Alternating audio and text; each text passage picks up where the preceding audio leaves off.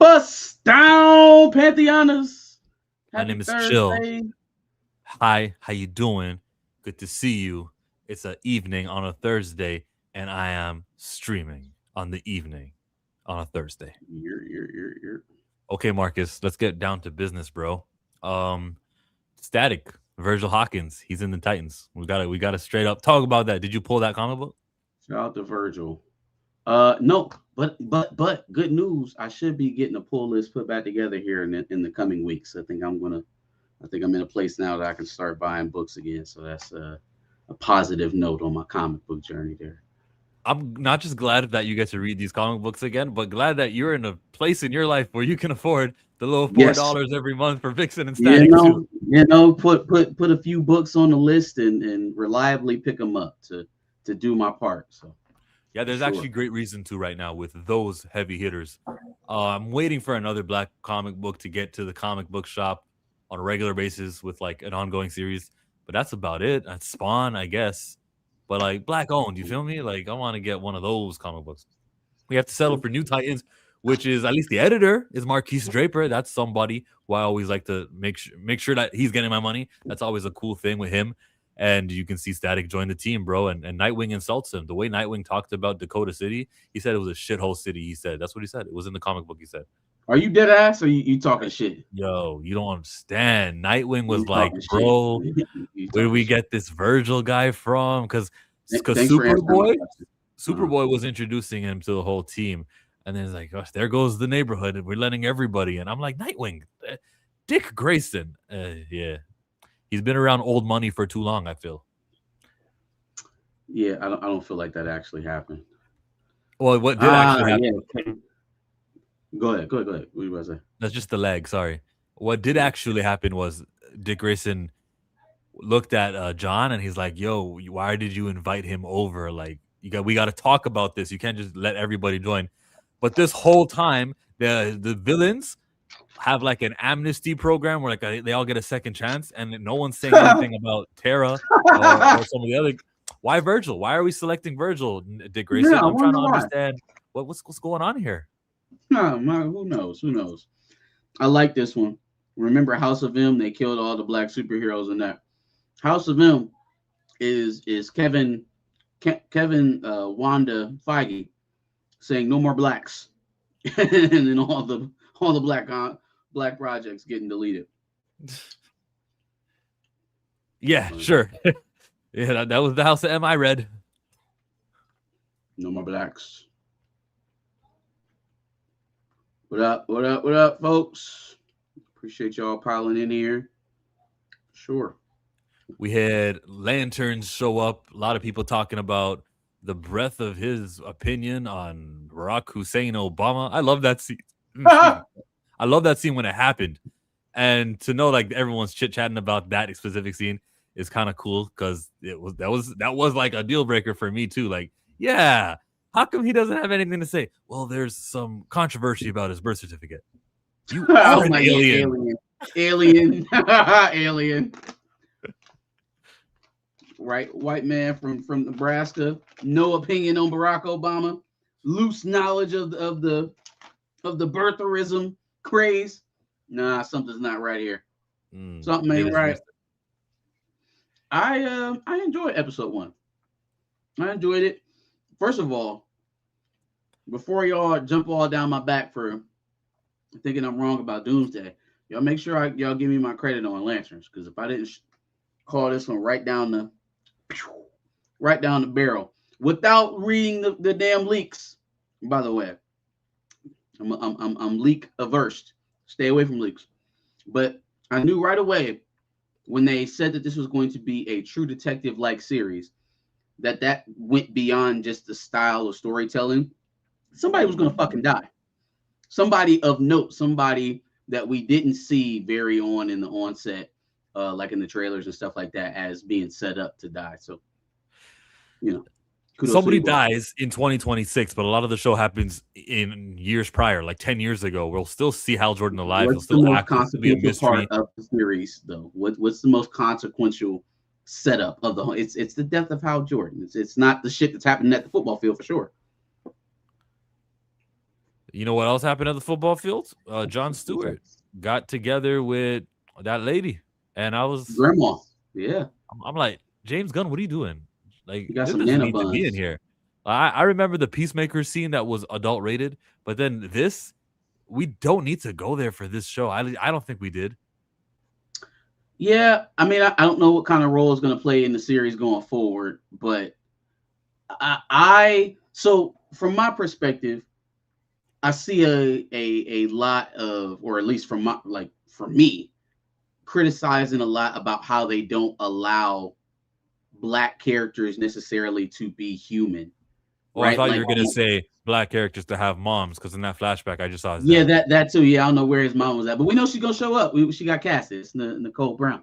But anyways, um, not having the agency to like create relationships outside of who they're connected to in terms of superhero world. So like no Yeah. girlfriends, no boyfriends, no kids. Yeah, You what know, we kind of don't have CIA op is this? Who's in charge of this show? Tom King, executive producer. Okay. Keep going. we don't really exist outside the suit as human beings. So I'm not trying to box him in so much to say like he can't have a random sexual encounter. Like honestly, that plays into the alpha male bravado that is superheroes. But for John Hero in particular, I think it strikes a lot of people as odd because he is the very straight laced, straight and narrow type of guy. You wouldn't just see him picking up a random at the bar and taking her Nuh-uh. out to the parking lot. So I see the sides of it. You're thinking about dark skinned John Stewart. This was light skinned John Stewart. That's what he gets Oh, okay. down. Yeah, Difference. yeah. That's why Mhm. they had to go with Aaron Pierre. That was the only reason for the casting. We got to find out episode What's one. going on, Blue? HBO got to put a scene first 15 minutes in every show. They do love their sex scenes, don't they? Yeah, They do Cross love it. had many adult scenes in Cross, but like I don't think it's Well, like it wasn't that kids. many, and it was never explicit either. Like we never saw the actual act. There was a lot of kissing and touching, but you know, didn't go full on Skinamax. I'll say. Lawrence keeps doing this. He did this another stream before. He says, "Chill, he darker than you." LOL. I'm not claiming to be as dark as Aaron Pierre. There's what's You the put point? What Aaron are you getting Pierre at? in a dark room for a week. He'll be only a few ticks off of chill.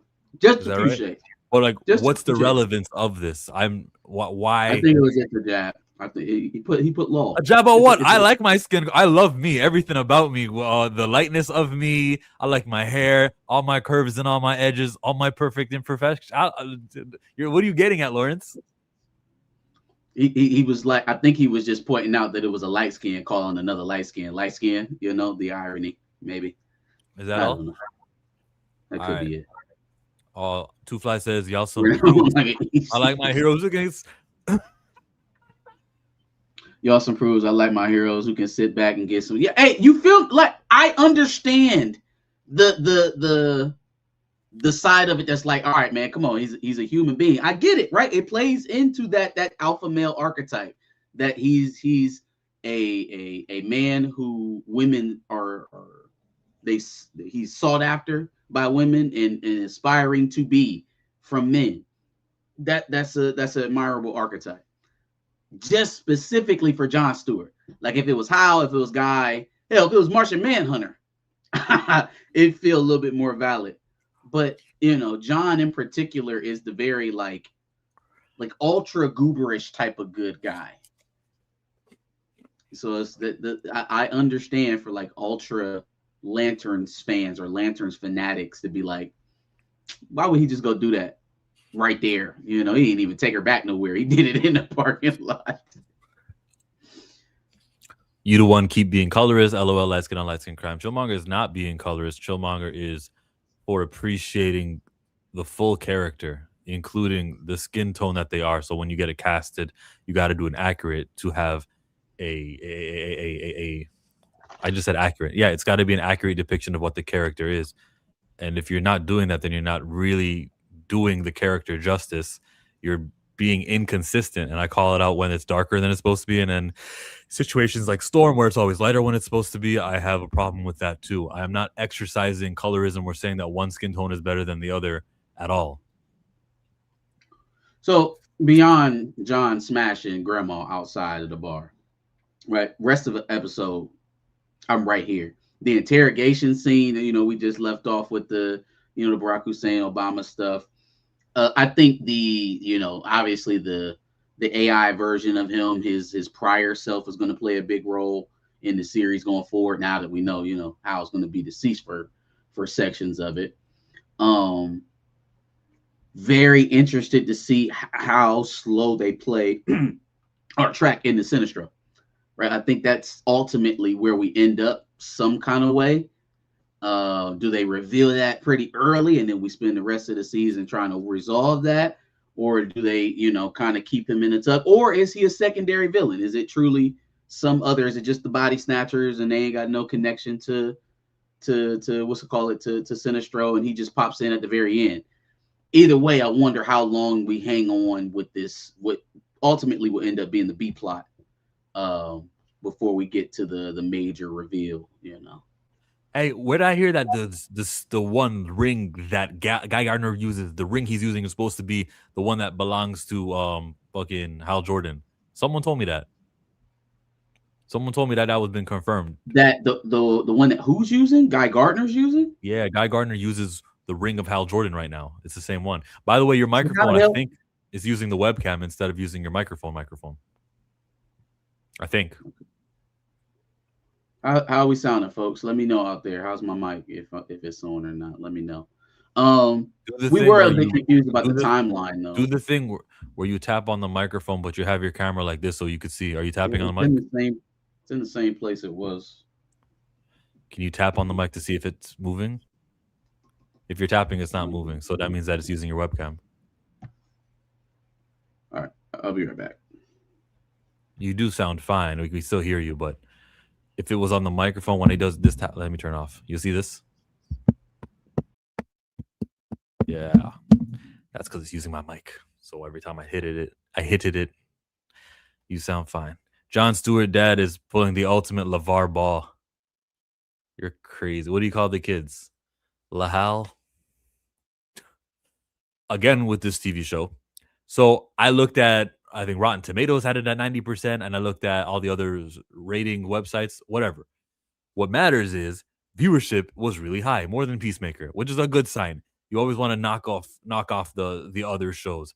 This thing might get a season 2. Hal Jordan might be, excuse me, Jon Stewart might be well regarded, and Jon Stewart might be a movie character. You guys already know my feelings about Jon Stewart, but this is temporary progress. This is progress for the character, and it's well talked about. I think I think we still got to see episode 2, and we got to see the reports of how much viewership has increased or decreased too. But we got to see. You never know.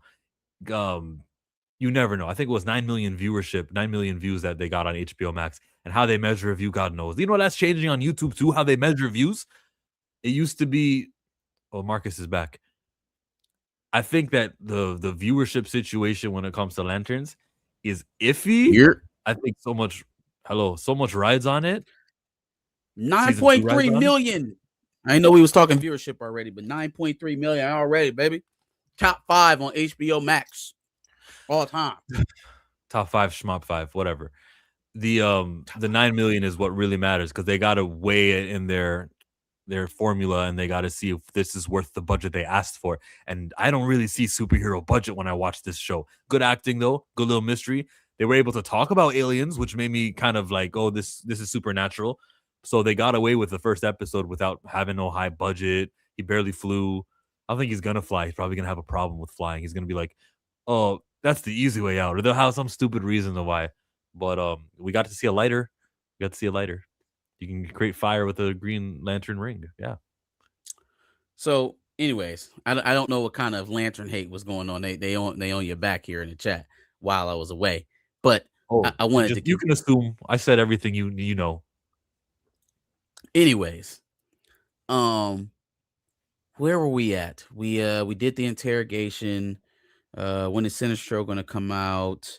So obviously, right? Like now that we set the table with the death of Hal, with John being thrust into the spot of not just trainee for a section of the story, but now we'll get to see him as investigator, as leader. We'll be able to kind of juxtapose the two with each other as the season progresses. I think that does a lot, preparing him for an eventual silver screen appearance.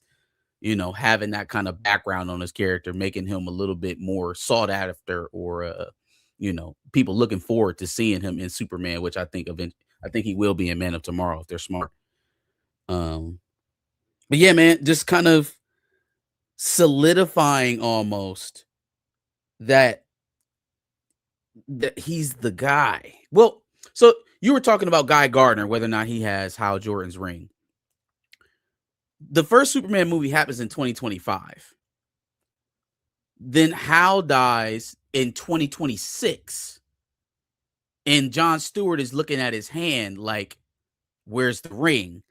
So then how would Guy have had his ring in 2025 if John would still be expecting him to have it in 2026, a whole year later? You just have to say Hal and John didn't speak from 2025 to 26. They were different planets. You never interacted with each other. How would Guy have the ring if Hal still has the ring? Give it back to him? I don't know. They're splitting time in the ring? Yeah, he gets Like the they're ring on sharing weekends. it? Yeah. No, fuck no. What are we talking? No, There's ways you can do it. Sharing is one of the answers that could happen that way. Who the fuck shares a ring? He shared it with John. Didn't he give him one? And then the hologram came up. That was his ring, though. Yeah, and he gave it to John. So maybe he gives his ring every now and again. He didn't give it to him. He left it in the car as he was driving it off a fucking cliff. And then as he was walking back to the town, the hologram came up, meaning to talk to Hal about it hailing in Nebraska. By the way, is there a precedence of that hologram speaking, like an AI version of Hal Jordan? No clue. Oh, so they actually shared it in the comics? Like, they was like, it's your turn. No, all right, I'm off shift. It's your turn. Like a taxi or a bus? Interesting.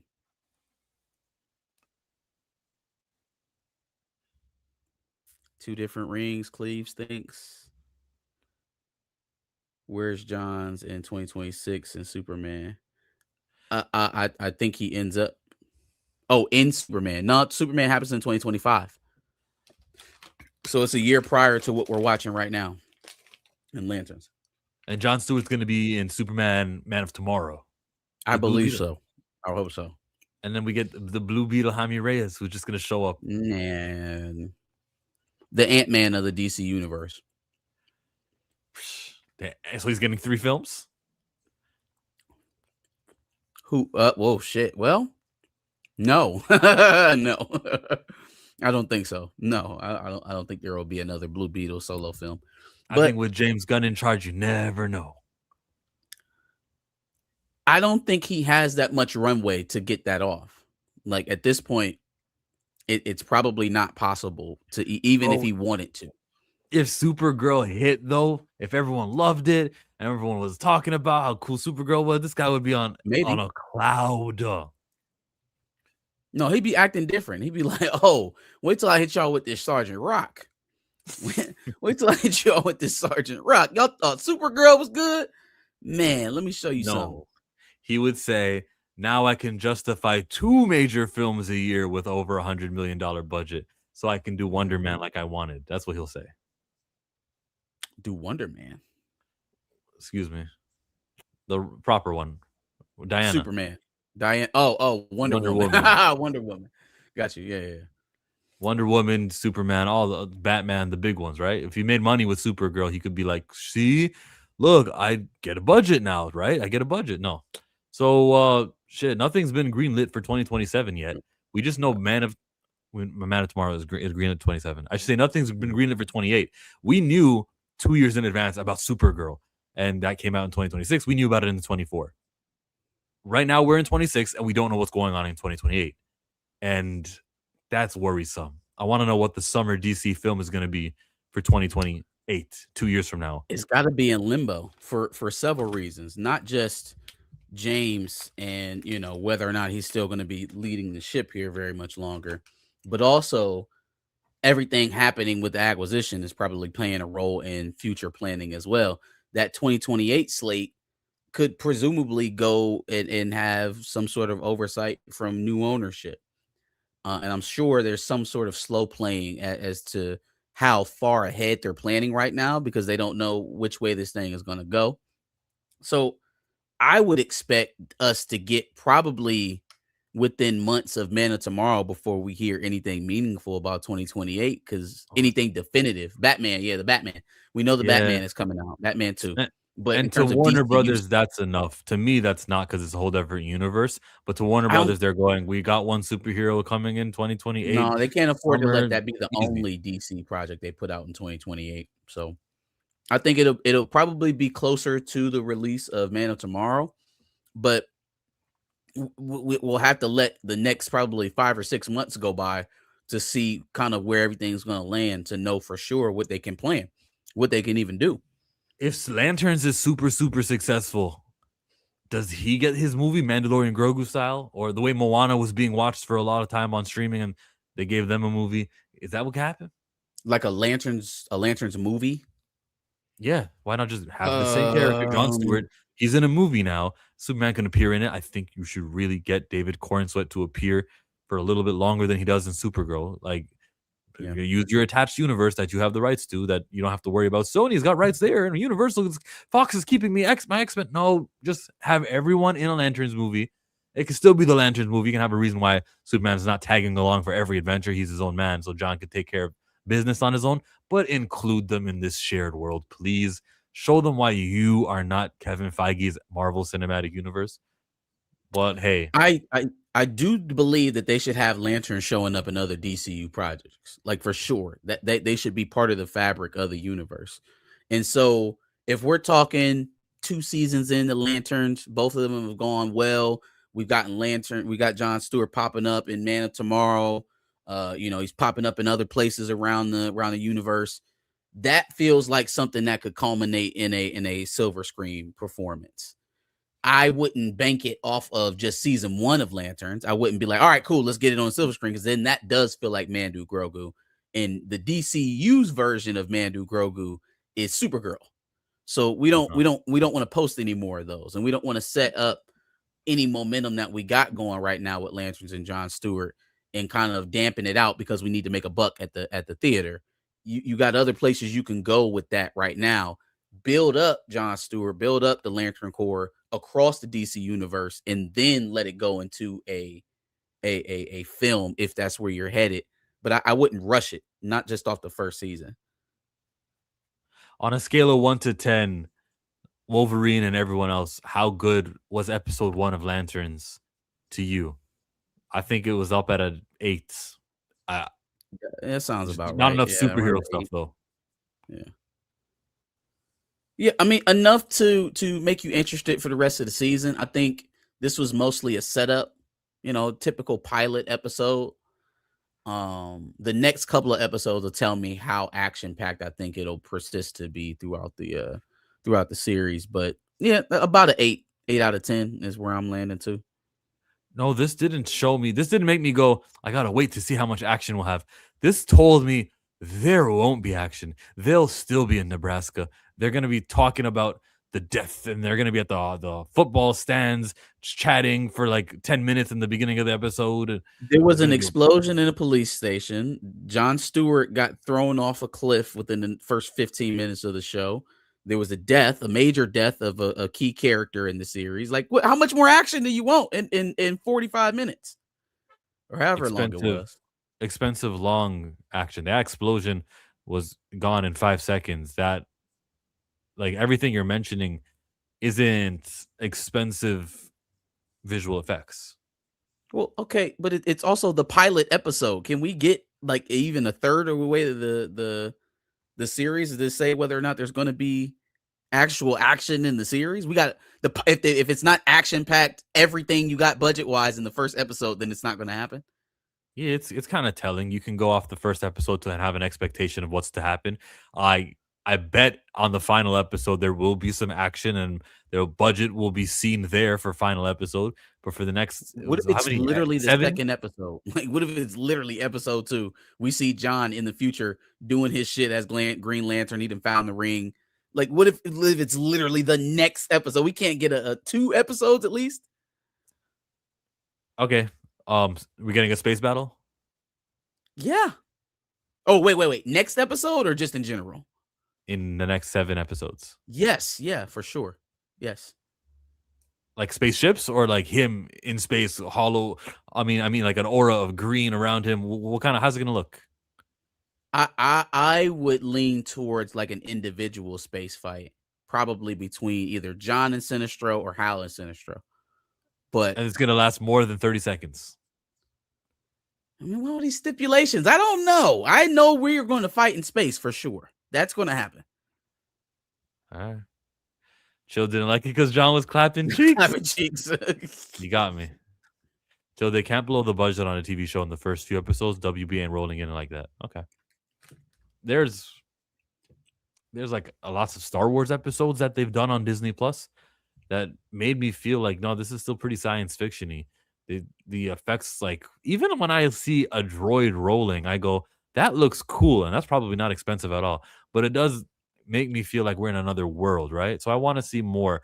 I think I saw a hummingbird on a preview of Lantern, like a trailer. I think I saw a Green Lantern hummingbird pop up, and that's kind of nice. But then I think about it, how expensive is it really to make a little small thing on your screen flutter? And I'm going, yeah, see, I can see the budget here. I don't know, man. I enjoyed the first episode. It was good enough to keep watching. I think it's going to be good going forward. I'm not afraid of a lack of action. I didn't get that from the first episode. It could still be good. You're right. Nathan Moore says I'm complaining. Nathan Moore is a fucking executive producer formerly of Marvel Studios. Nate Moore, we see you, boy. Yeah, he really is him too. You know, he's not him. This is him. This is Nate Moore. He's him, like, Thursday, got to tune in. Nate, aren't you supposed to be like producing something right now? What's your passion? It's been 2 years since we lost you because Brave New World came out 2 years ago. Mm-hmm. No, I'm wrong.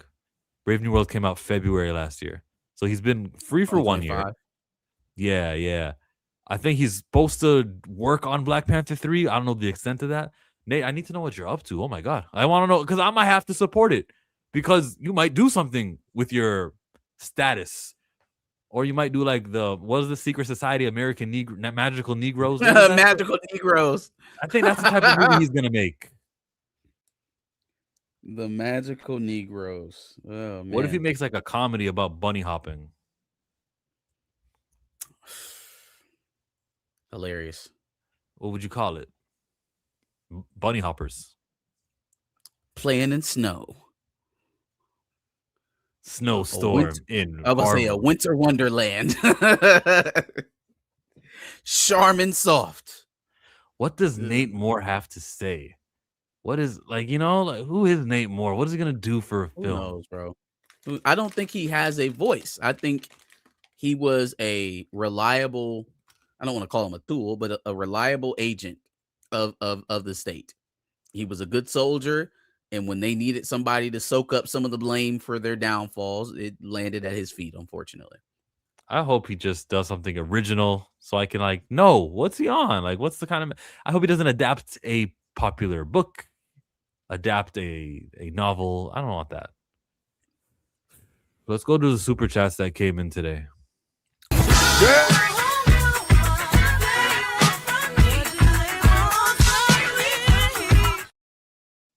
Hey, Lawrence with the $5. I owe you $5. Joe sounded better. Donnell Jones did have some mic trouble earlier. Talking about the verses. Yeah, man. That's how it goes, man. I heard a little bit before we got on here. I was playing it when I was backstage, but it sounded like they started adding effects to Donnell Jones's mic. Like, there was an echo. I was like, God, is that you? That don't sound natural. That's not something you can do with your mouth.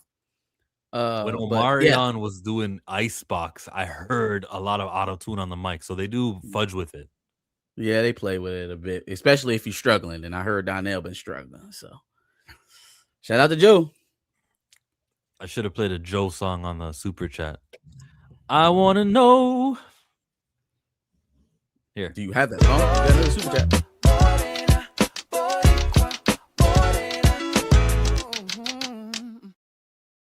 Another super chat came in. Arthur Rose, $2.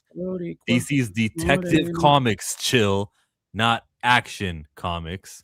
Ah, look at him. Detective Comics. See, you see, chill. All right, fine.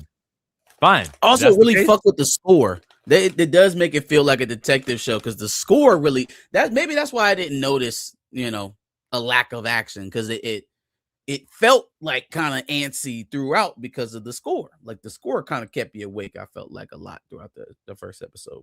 I'll look out for that when I watch episode 2, 3, and 4, and 5, and 6, and 7, and 8. Because I'm not dropping off of this. It's not like, remember how the Acolyte was just garbage, and I was like, no need to continue. Agatha all along, not that long. I won't hop off for this. I'll continue watching. If it's not Detective Comics, it's Action Comics. All right, then. Well, Zack Snyder didn't have much action, didn't have much detective work in his. It was a lot of action there. Okay, yeah. So don't even try that. DC stands for Detective Comics. Arthur. Now I know why Darius doesn't like you. Oh, 50 came up there. Morena. Oh, for the theme song? They say this is a big rich town. What I say? I gotta start playing the lotto, man. I gotta start playing the goddamn lotto. I'm gonna start playing them numbers. Yeah, that is a Joe song that I have. I actually have one of the things for that. I just come from the poorest part. Bright life, city life. I gotta make it. This is where it goes down. Shout out to Joe, man. Are you afraid? Yeah, the Are You Afraid thing. I like it. Is that a little bit insane, but like, through listening to other people's reviews and people also in the comments of our review, kind of giving or hinting towards the fact that maybe his father tried to be Green Lantern before and hit some obvious racial barriers, which probably led to Hal Jordan getting his spot, potentially. So that'll be a part of the story as well. I want to see how they de-age Homeboy. Because, like, he can't be no more than a few years older than Aaron Pierre. If he's older than Aaron Pierre, to make him look like his dad in modern day in 2026, they did some work on the prosthetics. I hope they did. Otherwise, it's going to look silly. Chill, you seriously auditing this show instead of watching it? Chill, don't support Black DC shows. Like, you guys are terrible. You guys are terrible. You watch Watchmen, right? You seen Watchmen? I did watch Watchmen, but if we're talking about the race swap, Dr. Manhattan, he wasn't even a human. Not even a human. Yeah. He chose to be black. He chose that persona. That's what he made himself look like so that he could, entertain his woman. Is this lasting representation? Or is this just like a guy who can be black this time, be white next time? It was just a good show, and it was historically relevant. It told the story of the Tulsa Race Massacre to a bunch of people who didn't know anything about it. It was a moment in time, man. We will always remember Watchmen. Did it launch a black character and popularize one for the long term, or did it satisfy the studio's quotas for fulfilling black? David Lindelof. It launched David Lindelof. It got him to be doing lanterns, right? Now we've taken a baby step. We've gone from race swap Dr. Manhattan to John Stewart. David Lindelof's next stop is Adam Brashear. Just give him a chance. Give him a chance. You know who Damon Lindelof is, right? Like, you've seen a picture of him? Short white guy, usually wears a hat, glasses. Yeah. So I was thinking, does he think because the man's named Damon? Does he think? But no. I don't know. It's not because he's black. It's because he keeps falling into these opportunities to shoot very talented black actors in lead roles. So maybe that could lead him to keep trying to do said practice with a actual mainstay original black character eventually. Well, I mean, John Stewart. Whatever. Yeah, we can look forward to that. Yeah, put him in that role. The less racist people in Hollywood, the better. There you go. J. Alfonso Nicholson is 36 and Aaron Pierre is 32. 32. Who, the That's father? what I was about to say. They right there. Who is J. Alfonso Nicholson? That's his dad. That's Jon Stewart's dad in the show. In the flashbacks. Yes. Yeah. Well, period. I think he's still alive in modern day. So. Oh, so you just put some grays on? No, that was when he was training. So maybe he's not. He could be dead, I guess, in 2026 as opposed to 20. But there's no reason. Now Lawrence beat you to it. Sherman is casted as John's older father. Oh, okay. Okay. I was about to say, because that shit, that's going to be tough. That was going to be tough. Yeah, I don't watch much P-Valley. I saw a tweet about BET a minute ago. Like, I saw it earlier today, like, before I started the show, and it said something about Paramount, but I forget what. But it wasn't something that made me go, "Oh, this is great." I forget what it was. Probably that they offered to roll out BET, and part of the deal they'll be willing to give up BET in the merger if they let it go. Depends who owns. Okay, BET. you guys can have BET, you can have VH1, you can have all that bullshit. BET's kind of less relevant though. The way it used to be was great. I mean, relevance was high, but now what is the influential channel? It's not that it makes a lot of money or that it's that it's exceedingly popular. It's a culture signifier. They have the BET Awards. They still have celebrities that are loyal to it. Celebrities don't come to the BET Awards. The fuck they don't. It was a bunch of celebrities at the BET Awards this year. What, celebrities in their 20s or celebrities in their 50s and 60s? I mean, I believe I didn't watch it. I kind of stay out of it, but there was a lot. I think Taraji P. Henson was there. Was Mariah Carey? Excuse me, Tiana Taylor, off of her, her Oscar stuff. She was there. This year they had a lot of people there. How many 20-year-olds did they have? How many 20-year-olds? It's probably mostly under 30s at the BET Awards. A lot of influencers, a lot of young rappers, starlets, your Lottos, the sexy reds of the world, definitely at the BET Awards. Okay. Well then, not that I'm championing the BET Awards, but it's more useful for them as a cultural tool than it is a moneymaker at this point. Drewski did a great job hosting it. Okay, what happened this year? Because I feel like they've been kind of like getting nobodies showing up before. Maybe they're paying the guests this time. Is that why they went all out? Who knows? Maybe Paramount was like, we gotta be. You remember the Boondocks caricature, the destruction of black people. I think that's what they were going for there. So they got Drewski. No hate to Drewski. I'm like, he just does comedy, right? You have such a long line when you. I mean, not a thin line. I give you more grace when you make comedy. Like, you can say whatever you want. I'm gonna just let you slide. Johan Marley performed with his mom, Lauryn Hill. That was epic. Oh, well, that's for old people. I guess Lauren is for old people. And then whoever Johan Marley is. How many songs does Johan Marley have? Her son. Whoever he is. Jesus Christ. Lauryn Hill tribute. Yeah, man, it was a scene this year, I guess. I think Breakfast Club is the culture signifier. Well, it's not the only one. Like there's more than one, but yes, they are one as well, for sure. I said the. There is no the. There are multiple. It's not just one place that every black person goes to as their cultural, gratifier. I think the couch on 106 and Park was the cultural signifier. I don't either. Because the couch on 106 and Park ran conclusively with Rap City. So you trying to delete Rap City out of the? Okay, well that. No, I'm putting 106 above Rap City. That's all. Sure, it may have been more influential, but it's not the only one. It's not the only cultural signifier. Like, you can stamp this person as certified if they show up here. That didn't only happen on 106 and Park. But it's the big one, the biggest one. Just like I'm saying, Breakfast Club now is the biggest. You got to think, when 106 and Park was hot, the radio stations was still hot. So you still had to go on Sway. You still had to go on Power 105. You still had to go to all of these radio stations because they were just as hot, if not hotter, than the shit that was happening on TV. There's lots of radio stations. There's lots of podcasts today. Joe Budden's another place which has high viewership. It ain't that many Sway in the mornings. It ain't that many Power 95s. It ain't those ones. The ones at the very, because that's where the Breakfast Club came from. You talking about the Breakfast Club? Breakfast Club is a radio show. There's currently Club Shay Shay. You can stream with Speed or Kai Cenat, and there's all these other outlets. But I still say as in the highest, most prominent, influential one, is Breakfast Club. Even though others exist today, just like in the prior years, others existed, but 106 was the place. Okay.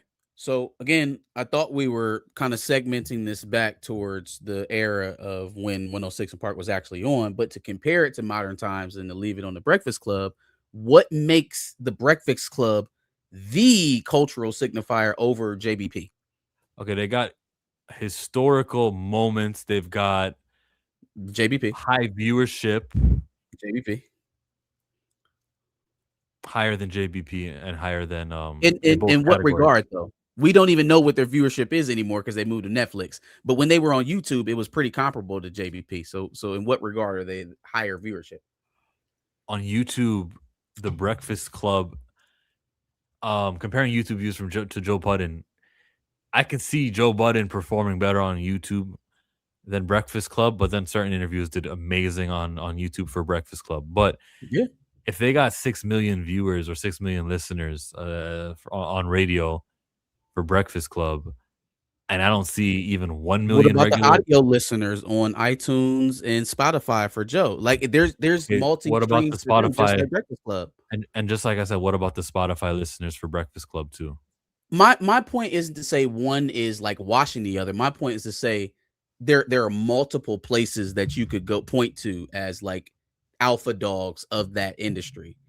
It's not. I don't think the Breakfast Club is necessarily dominating in it. Maybe at one point they were.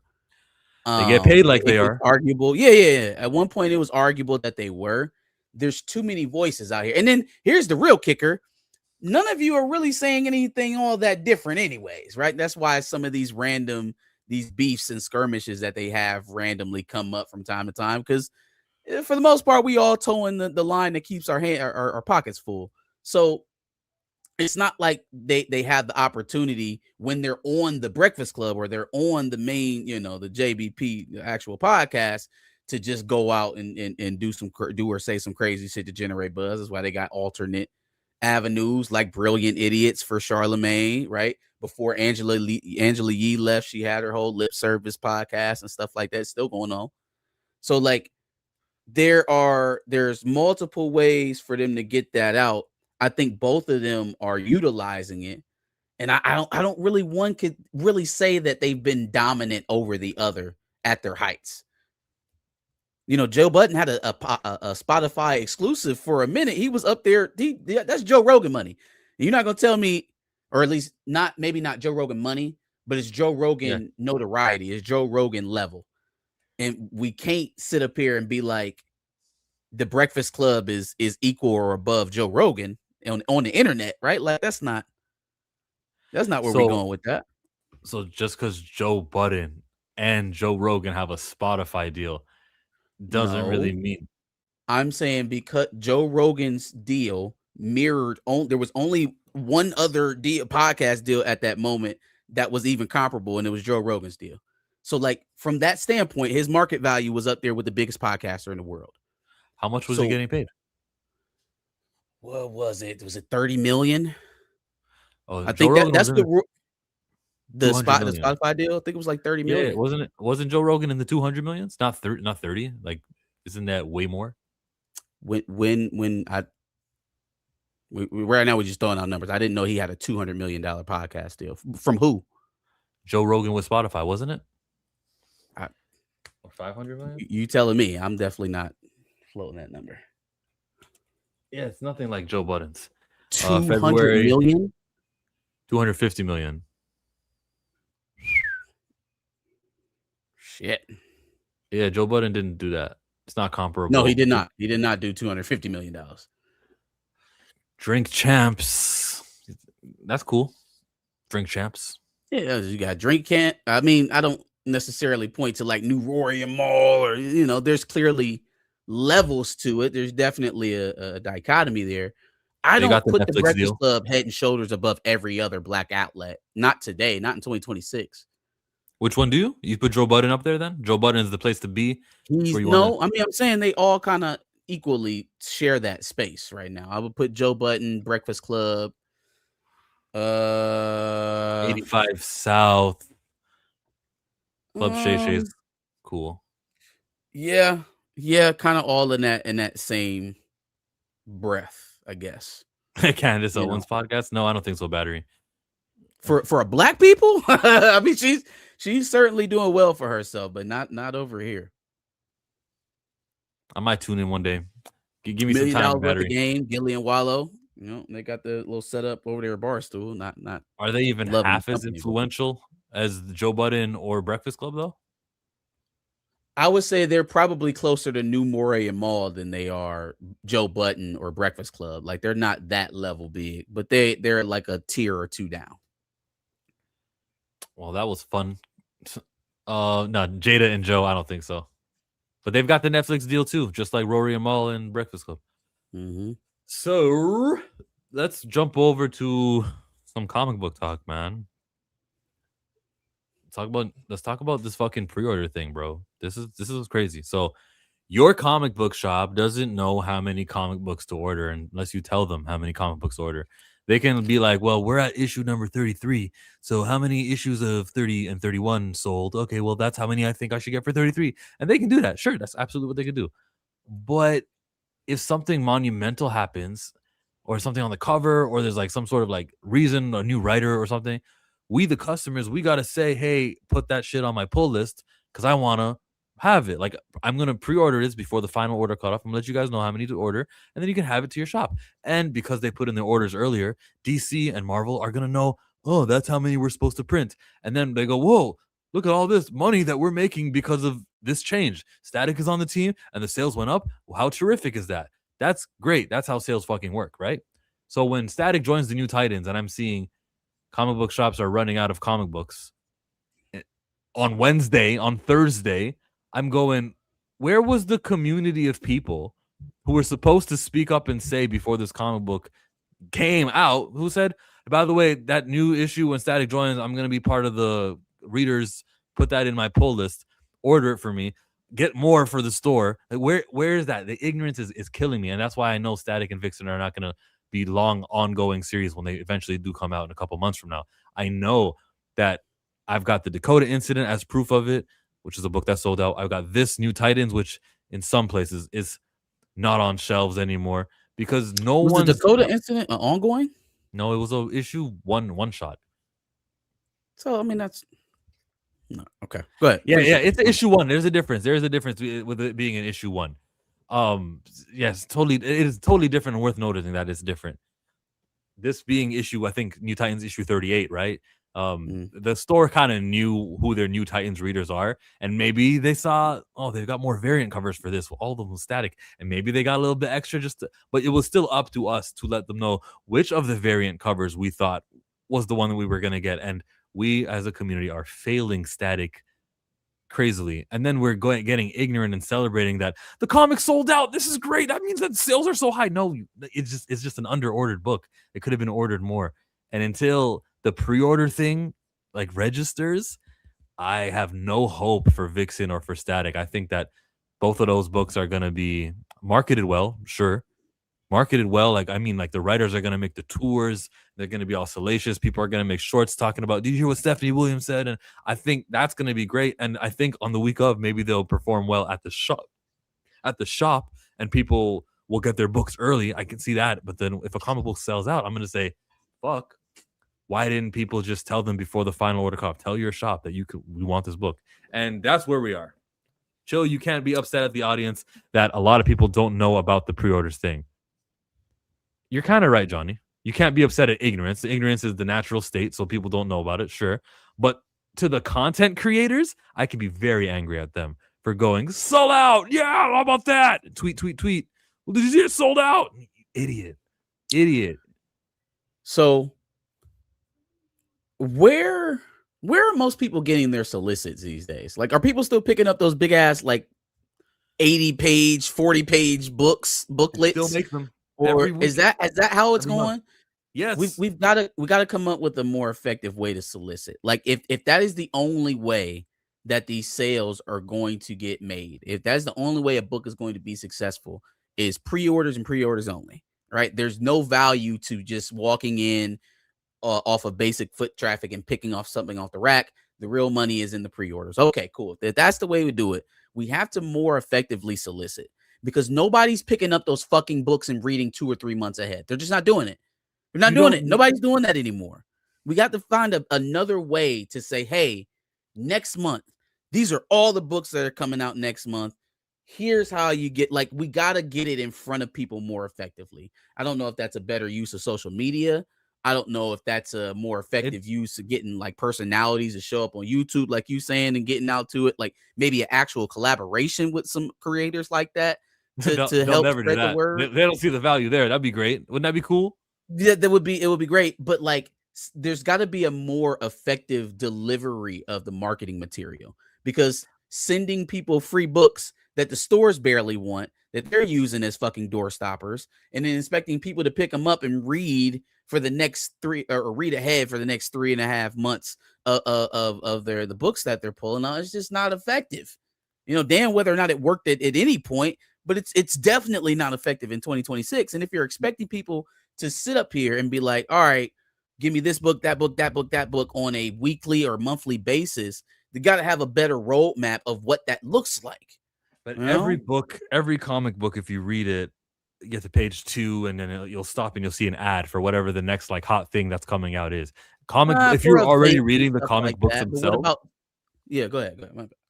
If you're already reading a comic book itself, like they'll say, look, this is the first page of a comic book, where it just stops the story to say this is an advertisement for the massive kaiju thing.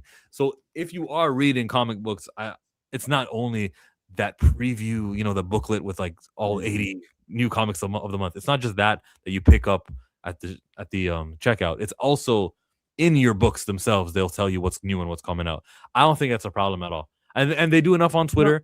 And if you're in the hobby, get on new books. How is that going to help people who may be Static fans that aren't reading New Titans currently to know that Static's going to be on New Titans next month to pre-order it? How the hell would you know that if you're not already reading New Titans?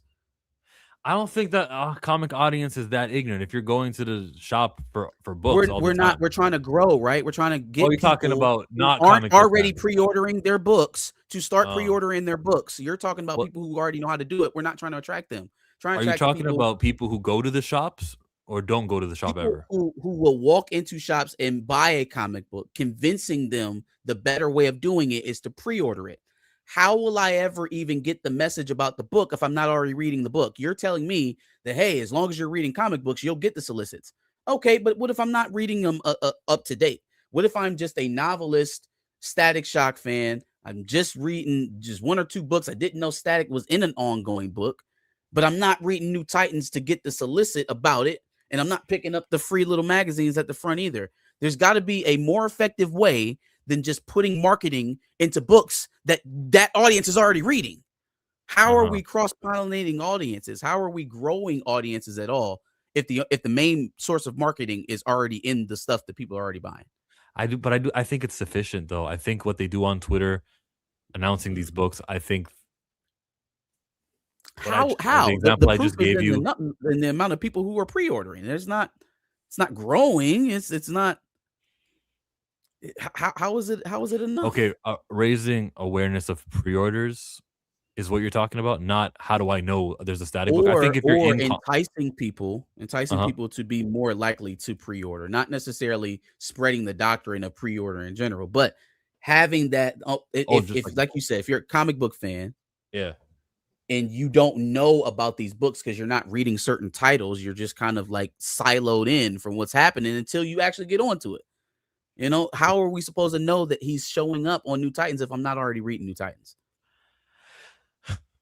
Because the books that you are reading will show that there's this New Titans thing. It'll show that on the 18th page. Like it'll be advertised there. So you're gonna find it if you're already if you're already a comic book reader. you're going to see, oh, this is the new thing that's happening. You're either going to talk about it at the store or the book itself that you're reading. If you're reading an issue of Batman, if you're reading an issue of Batman, who are talking to each other at the store already understand pre-orders. They already have their books on pre-order. You're asking people to stop getting excited about a book signing up and get smart and start pre-ordering books more. Okay, those people who are not pre-ordering books are not sitting up here having conversations at a comic book shop every week. All right, those people. It's not the same type of person. All right, cool. The ignorant, the newbie, the uninformed, the guy who's not coming. That's who the shelf is for. That's who the shelf is for. Now, for the ones who do understand, who do come to the shop on a regular basis and are still getting it off the shelf, I want to RKO you out of nowhere. I think that you're degenerative, like you're hurting it. Because if you guys all went to your shops and were like, oh, give me an extra issue, then your shop owner is gonna say, that's interesting. More people are asking me for the issue of New Titans where Static joins up. So not only will I hook them up and I'll pre-order that and I'll put that in their pull box aside, instead of putting 4 on the shelf, I'm gonna put 5 on. I might put 6 on the shelf. So I'm really angry, not so much at the new, what do you call them? The newbie, the novice, the noobs. Yeah, sure. Yeah, we'll get you in. You know, it'll take a few months. We'll smarten you up. But to the regulars, actually, I want to see what Mike has to say. To the regulars, I'm mad at you. I want to box you, and I'm gonna shame you, and I'm gonna embarrass you for your stupidity on my little shorts that I got. Because you gotta have an enemy. You gotta do it. There's got to be someone that is getting bullied, and I'm gonna pick on idiots who are content creators who go, "Whoa, we sold out, fell out. This is great. A second printing. What do you know?" You want the orders to be right on the first printing, because just because they announced that there's going to be a second printing, those shops still got to put in their orders. And you know what happened with the Dakota incident, boys and girls? The Dakota incident was sold low both times. First printing had a low order. They go, second printing, here we go. Well, the fear of missing out was over by then. It sold even worse than the first printing was. It wasn't even a top 100 comic book of that month. The second printing I'm talking about, the one that came out in April, it was abysmal. Even the first printing of the Dakota incident, it wasn't in the top 50 of units sold of that month. We just sold a comic book at the shop. We didn't actually sell it at the orders. We didn't. DC doesn't get that money. You get it? And thankfully we have a Static book coming up. And I hope that maybe all the shops who ran out of Dakota incident will factor that in when they order Static, and they'll get maybe a little bit more. Therefore, we're not turning away new customers, because we're going to need every single one of those customers when we get to issues 5 and 6 and 7 and the numbers start dwindling. And then DC's asking, if we continue this, will we even be profitable? We need as wide as a readership at the beginning, so that when the inevitable dwindling happens, which happens for everyone's comic book, when it dwindles, it at least has 15,000 regular comic book customers when we get to issue 10, which is when Vixen and Static will be canceled. Back to Mike. Rogue Comics, Mike, he's got a shop in Bridgeport. Well, I've been doing this long enough, so I know my customers and keep track of the numbers. However, it'd be nice to know when a company plans on putting some effort into the promotion of a book before I have to order it. What Stephanie Phillips did on social media with Daredevil helped a lot. Okay. Well, then what Stephanie Williams will do with this Vixen stuff will help a lot. I think she knows, and this is something she's passionate about. I think she knows to make the rounds and talk to all the content creators. But again, that's not DC putting in a marketing budget. That's just her trying to sell her own book and I guess keep her own job. So there's some incentive for her. But that's how it fucking works, bro. Back to the widespread ignorance, though. I'm gonna play this video from the Black Comic Lords. It was the Ink Alliance comic book shop owner from, what's his name, Mike Davis from Chicago, the Blurred's Underground. Listen to what he has to say about the Ink Alliance variant cover, rare Sanford Green, only 1,000 limited issues. So, pre-order the book so that they know. Because remember, guys, there's 10 comic book stores in the United States who are part of the Ink Alliance. They have this special book of Sanford Green doing, the one with Cyborg and Virgil Hawkins on the cover. Fantastic, beautiful art, limited edition. There's only 1,000 printed. Tell us the shops so that we know a couple will go to this store, a couple will go to that store, and so that they're not in the dark and they don't sell out. They want to have enough supply at the right stop, at the right place. They wanted to know. And we failed them. All of the regular shoppers who shopped at these Ink Alliance shops failed them. even though they told us to pre-order. We can make the books that we want to be successful to be more successful. Listen, we'll talk about that off camera when I've had, okay? Can we take a second though and talk about that? Because I want to say this. There were a lot of people who came in today. We was talking about this on our debrief. A lot of people who came in who had walk-ins. And now, mind you, all of us put a couple of copies aside for the show. But we had people come in today. Every one of them that came in today risking everything to get a copy off the shelf. We were like, why didn't you pre-order? Like, there's no way you heard about this book and didn't hear our ask. For months we've been saying, pre-order this book. Like, there may not be copies available. Pre-order this joint. And do you know, on the day of launch, there were still people to come in, risking it all, trying to get that joint off the shelf. And that was partly intentional. A lot of people who were like, oh, why can't I get a copy of this? Like, we were trying to draw attention to the fact that pre-orders even exist, because a lot of folks don't even know that that concept is a thing. So when we said you can get this book, but you better go pre-order it, it was like, you know, we're training people in a sense. If you want this book bad enough, you're going to figure that shit out. You're gonna go figure out how to get a pre-order, right? Here we go. you have any comments before I add to this? Take it away, brother. Somebody left a comment under this tweet that I did. Not Educating, encourage. Where is it? I don't see it anymore. No, did I lose it? Oh no, here it's over here. He quote tweeted me actually. We got it. This is some weird shit to me because I don't. This is some weird shit to me because I really doubt niggas got to pre-order Batman or Wonder Woman. Maybe there is something I am not understanding, but pre-orders really matter, or is this a black character only thing? I can answer this in detail a little bit longer. All right. Batman gets pre-ordered, Wonder Woman gets pre-ordered. But unlike the black characters, they're not on the verge of cancellation because they actually have readerships. We're not going to be at the point where, damn, it's not profitable to continue this comic book after, you know, the readers drop off by issue 10.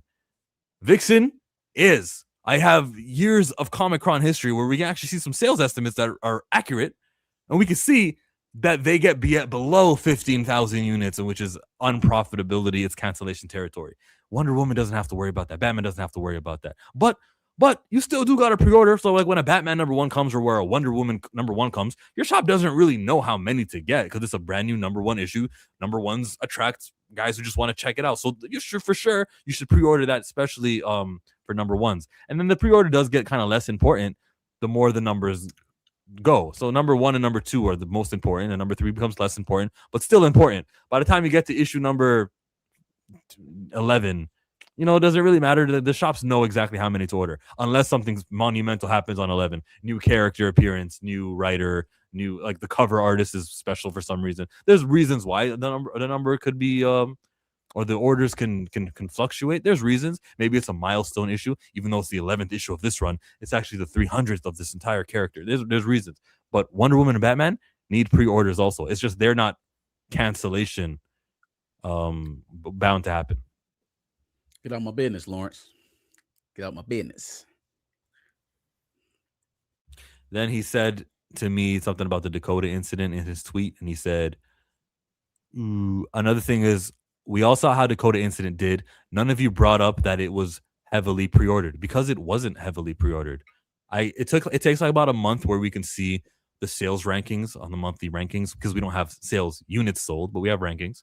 And if we can cross-reference that with what the 57th highest selling comic book was back when we had estimates on sales, we can go, oh, there's only about 30,000 units of the Dakota incident that sold, roughly, which is despicable, which is like poor.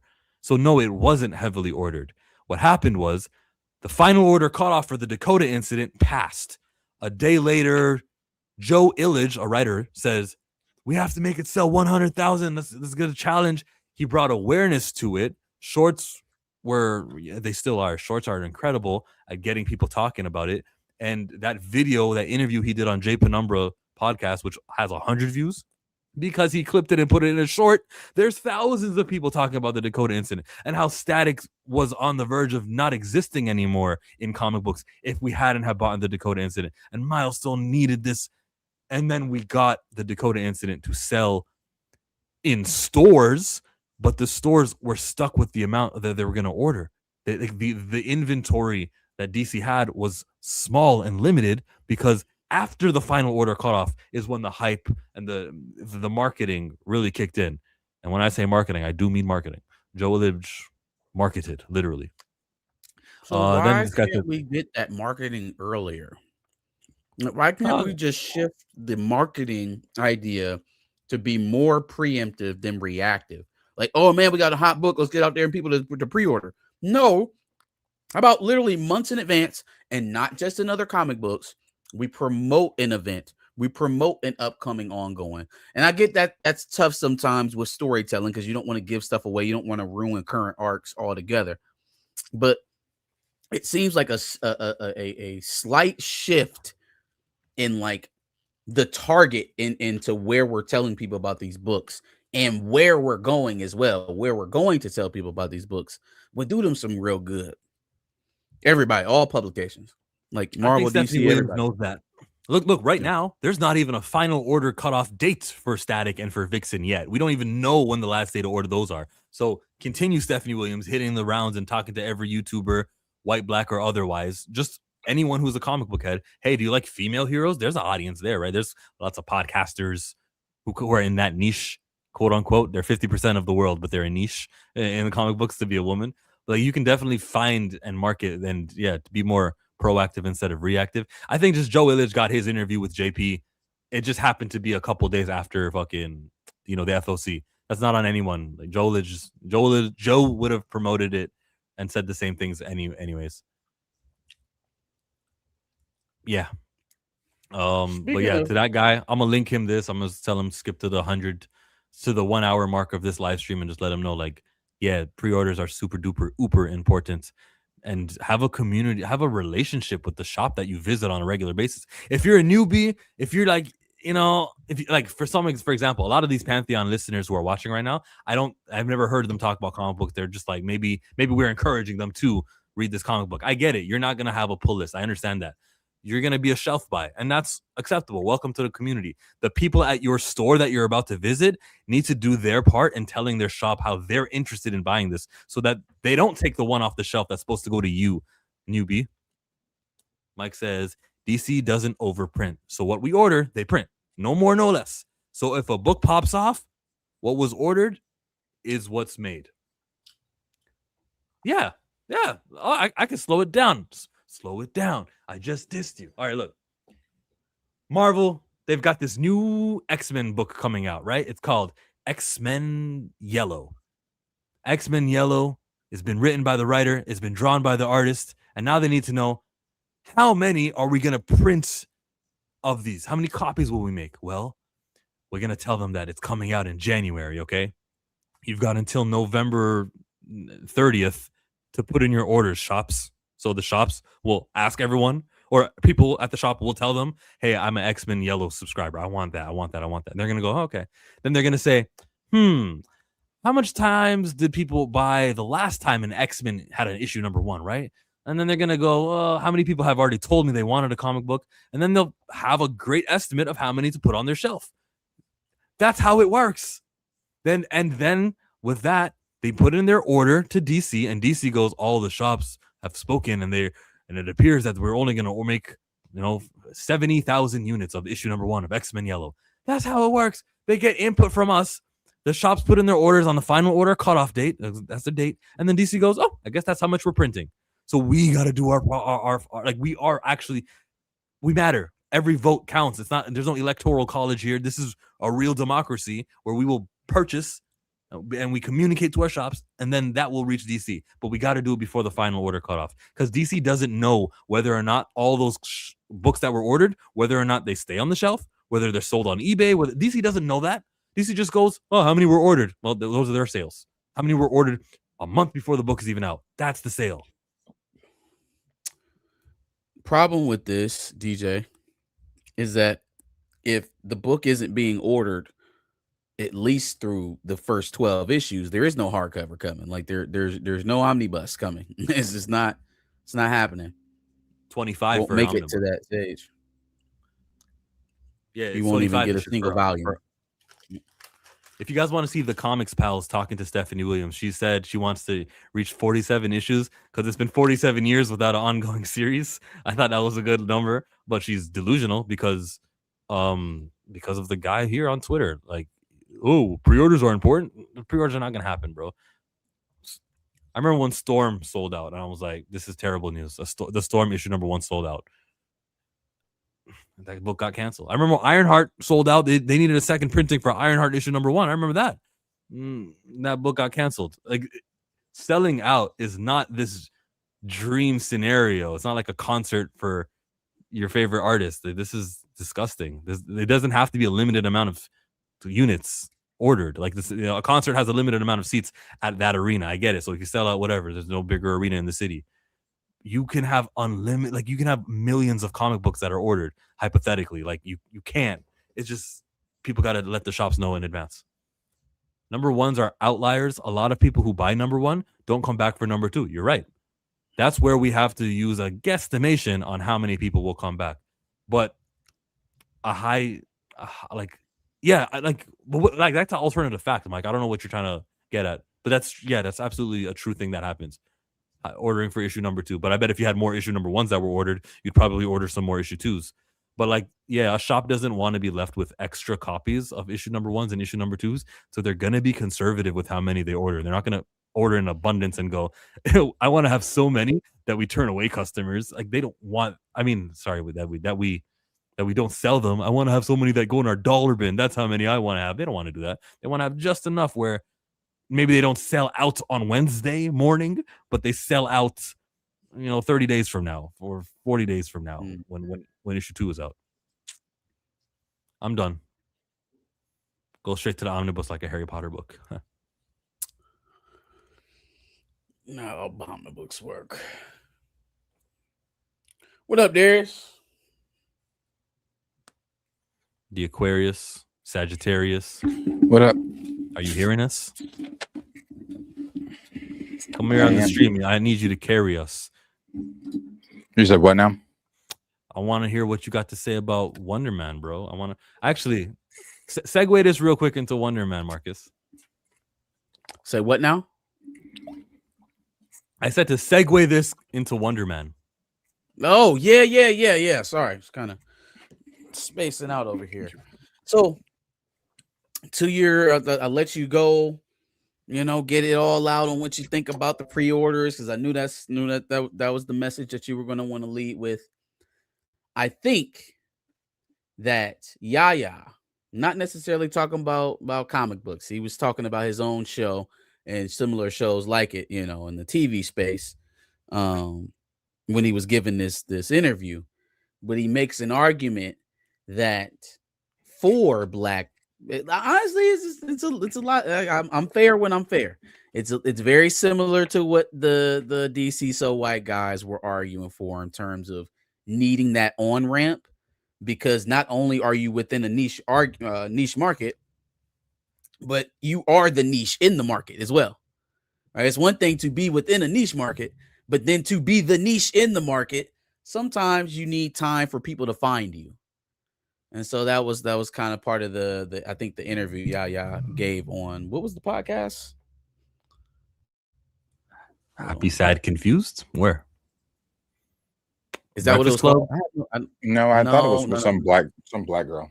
It was with a black lady, yeah. It's in our chat. I can't seem to scroll up here for some reason. Can you see our yeah, you got Twitter up, don't you, Chill? You see it? Okay.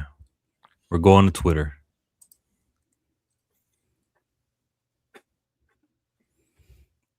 Yahya Abdul Mateen. The optics. Yes. I don't see the video. It should be there. Let me see. It is it's a video, but it starts as a picture, so you're probably seeing just it as a picture. Look at the pictures of him and fucking Trevor slaughtering. There you go. Yeah, right there. And announced. Wonder Man made him the lead in his very own Marvel series. And then, 2 weeks after his Emmy nomination, Disney canceled the show a few months after a second season had already been announced. And Yahya Abdul Mateen II, welcome to Fresh Air. He's saying he just lost his job. Fans have really been arguing on your behalf. Yeah. And they point to a pattern of Marvel involving Black-led projects. There's Wonder Man canceled despite your nomination for an Emmy. Blade dead after. I thought she was gonna say Wonder Man was canceled despite being a race swap character. I thought that's what she was gonna say because that's what I was thinking. I know you didn't think she was gonna fucking say that shit. I did. There's Wonder Man canceled despite your nomination for an Emmy. Blade dead after 7 years. Ironheart, Armor Wars. It's just a whole bunch. Moon Girl. And the argument is, I hate how they never mentioned they killed the Black Panther. that Marvel doesn't protect its Black-led projects. They're not gonna bring Ryan Coogler into this look at smoke, the man. history of those projects, and when you put them all together, there's no way around it. It does not look good. That's what it looks like. So I'd be, willfully blind if I chose not to make that observation. I'm always interested in the truth, and I'm always interested in what is true for me. Willfully blind when we're talking about race swaps. I'm sorry. I know we're taking away When we get to the point, Will you let this man finish? Only Chill Let thinks him that talk. nobody thinks about race swaps except Chill. Do you know who does think about race swaps though? The representation inclusion standards over at Disney, where they actually say that they need to have a certain percentage of underrepresented groups. This is not where this is And supposed to go. people think about that. That's why that they happen. What do you mean? I have evidence here. This is their policy. Like, what are you talking about? Willfully This blind. wasn't a race swap I know. conversation. Let him talk about the representation piece. That's what it looks like. So I'd be, willfully blind if I chose not to make that observation. I'm always interested in the truth, and I'm always interested in what is true for me. And what is true for me is that in the case of Wonder Man, I actually don't know the truth of what happened. What did they tell you? I've heard things about viewership.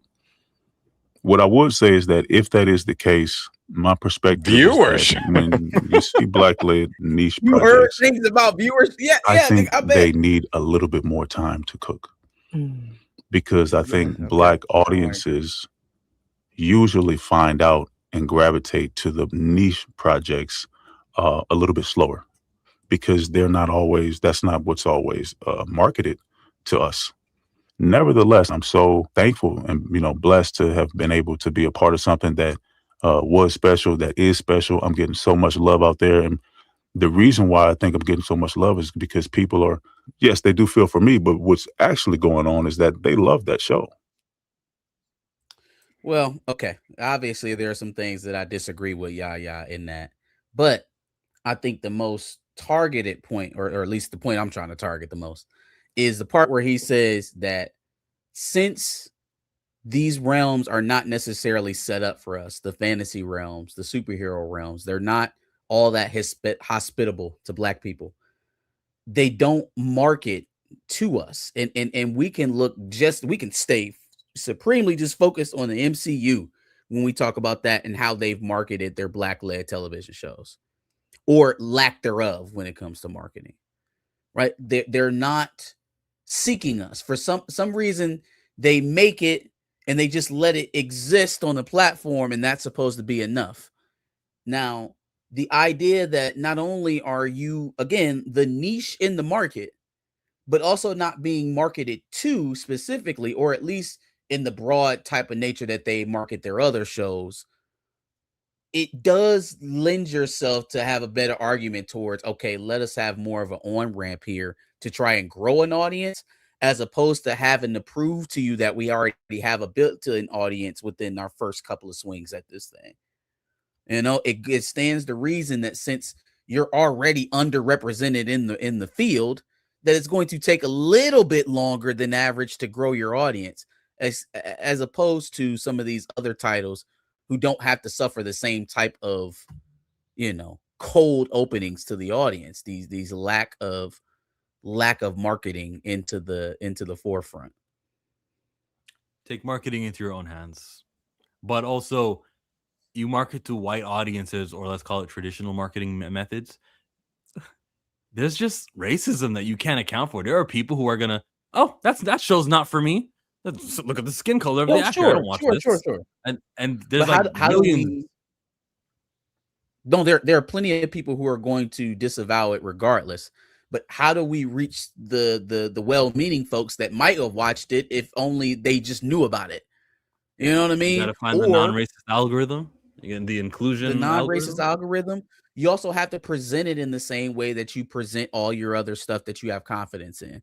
We talk about, or at least I talk about this a lot in the presentation of titular characters. Same thing goes for TV shows. I got a better answer. Racism is so prominent, you need racist watching. I don't want to. That's not. I'm saying you can't drop all 9 episodes of a show at the same time when you've just had a show that you believed in like Loki or Falcon and Winter Soldier, any of those, and you released it weekly. There's a clear difference in presentation there that signals one is better than the other, right? You cutting that series off at the knees and saying, here, take the shit all at once, tells you it's of lesser value than the one you made me wait week over week to see. Yeah, and it also told me it's small, but it does go into how people receive the product.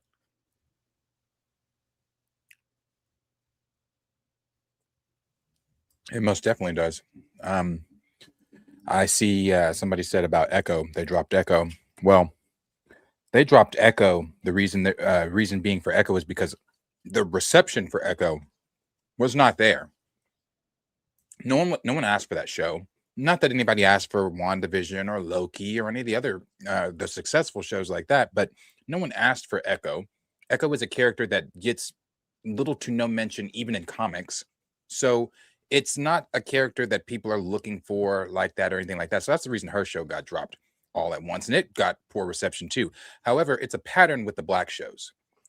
Yep. You got Okoye show canceled, Wonder Man dropped all at once. You got Ironheart all dropped at once. None of the white shows outside of Echo have all been dropped at once. And on top of that, you've got the cancelization of course, the movies, and then the absence of some characters, the characters that are still sitting on shelves collecting dust and things like that. But I do have to, I completely respect Yahya for this. And although I don't care for Wonder Man in the MCU, I now support him because he is the only one on Marvel's, he's the only black actor, payroll person on, person on Marvel's payroll over there, MCU, that has had the balls to speak up, that has had the gall to even say something about what we all are noticing. And Mahershala ain't said nothing about black people. He at least voiced his displeasure and how in his treatment. He did, but Mahershala did that 7 years later. And Nate Moore, there's a reason why he's fired. Nate Moore spoke up. Nate Moore put his foot down. That's why he was fired. Had Mahershala came out during the and maybe he didn't know then, maybe he wasn't trying to mess up his job then, I don't know, but had he come out when we were all starting to sniff this shit may not happen, and had he come out and given a statement like that, maybe they would have been like, okay, well, you know, hey, we got Mahershala Ali, 2-time Academy Award winner Mahershala Ali out here talking shit about it. We can't have that with us. Let's go ahead and let's get the show going, or get the movie going or whatever. But it's the simple fact that he didn't say shit. You got Tiana Paris, and I love her, ain't said shit. Now, she might be in Doomsday for all we know, but ain't said nothing. I miss her just like you guys. If y'all don't take ownership of the characters that you're playing, I had mentioned this on Tuesday or Monday about Maya Boyd. And I don't know Miss Boyd, and I'm very ecstatic for her, but I do hope that she comes in and actually listen to some interviews from her. Did you see the interview she did with where she was talking about they said, what do you think your superpower is? As a black woman, I think they might have said as a black woman, she said my melanin, and then she started going in on how You know, I've grew up with four strong black women, my sisters, my mom, blah, blah, blah, blah, blah. So maybe she might go into this with the idea of, okay, I'm a strong black woman. This is a strong black character and I need that. But I hope she does. She might not. She might shrink to the back and let them tell her to do whatever the fuck. But these black folks taking over these characters or acting for they have to take ownership of these characters. They've got to take ownership of these characters and tell these studios what they want to see. Stop being so afraid of my paycheck or this or this or that. I don't know what Yahya, if he's afraid of his paycheck or whatever, but he said the quiet parts out fucking loud. And that I appreciate. It's because it's not just coming from a random YouTube account. It ain't coming from a random Twitter account. This is coming from the dude that y'all was ready to give an Emmy to for the dumbass show he played in. I like how he just snuck in. Yeah, they said something about viewership. You mean the fact that nobody was watching that shit?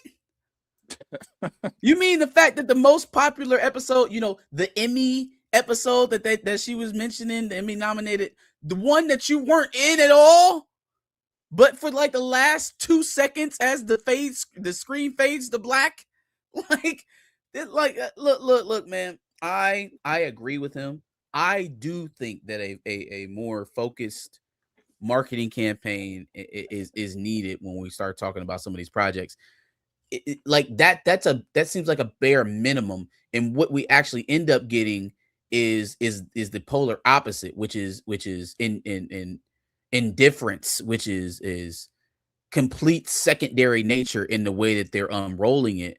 And so I do feel for him on one hand that it's like he got swept up in what was, but similarly, I mean, Darius, the same way you talking about Mahershala, you know, maybe he should have said something, been a little bit louder while he was still under contract. Yahya walked into Disney and let them pitch him on the idea of playing a traditionally white character in a show that was originally pitched for a side character from Iron Man 3. So like he went into this full eyes open. And so, yes, you may be right. They are doing us dirty. And we do have to do a special treatment when we're coming in here doing these black shows. Understood. But Negro, why couldn't we get some of that attention to what black superheroes need when they was pitching you fucking Simon Williams? I agree with that. You know what I'm saying? Like you gotta come on. Like you can't give me, oh yeah, well, they doing us wrong, black people. But I signed up to play this white man originally, and as long as I got a season 2, I was gonna keep playing this white man. Like, you know, it's like you gotta choose a lane at some point. Yeah, no, I agree with that. I mean, I think we all had said that early on when he first got the role, was like, I believe Adam Brashear was sitting right there. He could have easily played Blue Marvel. Yeah. But you let them pitch you on with your $1 Marvel dollar. Yeah. Yeah. So I mean, dollar. I definitely agree. I agree with you on that point. But I do appreciate him because nobody else, none of the others have said anything. None of the others. And I guess I could say Angela Bassett, you know, about the killing of Ramonda, but none of the others have said anything. They're just accepting it. Like, hey, we're going to shrink in the back. And when we get our number called, we'll come. You know who I'm really surprised at, who hasn't like come out and said anything yet? He probably will at some point, but it's Don Cheadle. I've been really surprised that Don Cheadle hasn't popped out and been like, yeah, so when I did that interview with Kevin Hart and I said I was 56 and Kevin Hart went, damn, Kevin Feige said the same thing and decided to cancel my project. He was on Good Morning America, and Don Cheadle was asked about it, and his answer was like, I don't know. One of those. Wait, he was asked about the black stuff? About Armor Wars? Yeah, Don Cheadle was asked about Armor Wars a year ago. Yeah. Oh, I thought he got asked about the same shit that, you know. I was about to say, oh, I missed that. What did brother say? Yeah, it could have been today's show. I forget.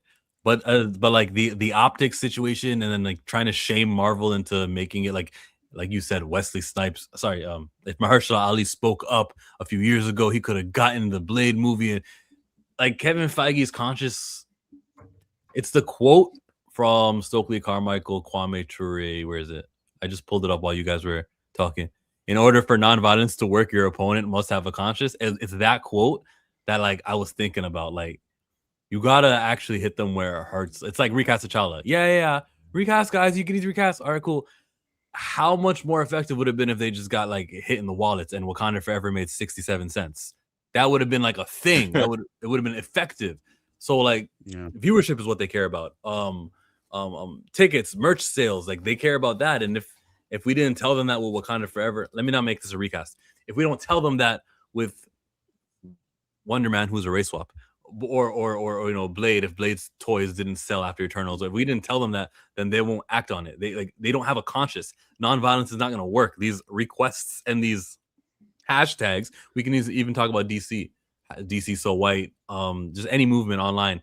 If it's not affecting their bottom line, they don't care. They don't have a conscience. They don't care about the optics. Not like that. So let me push back on you just a little bit, because we are specifically talking about TV shows right now, right? We're talking about Wonder Man.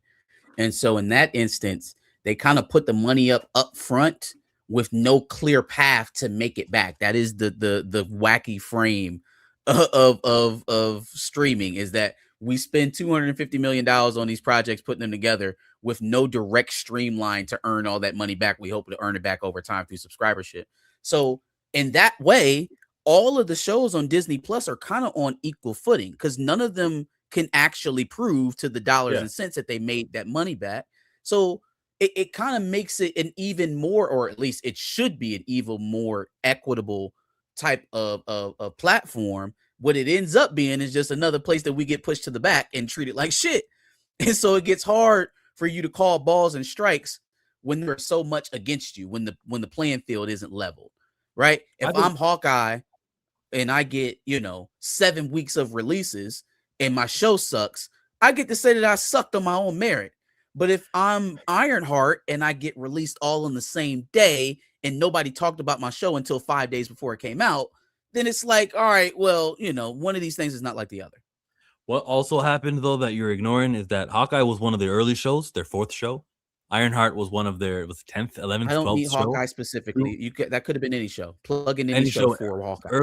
Earlier shows from Marvel, they cared about more.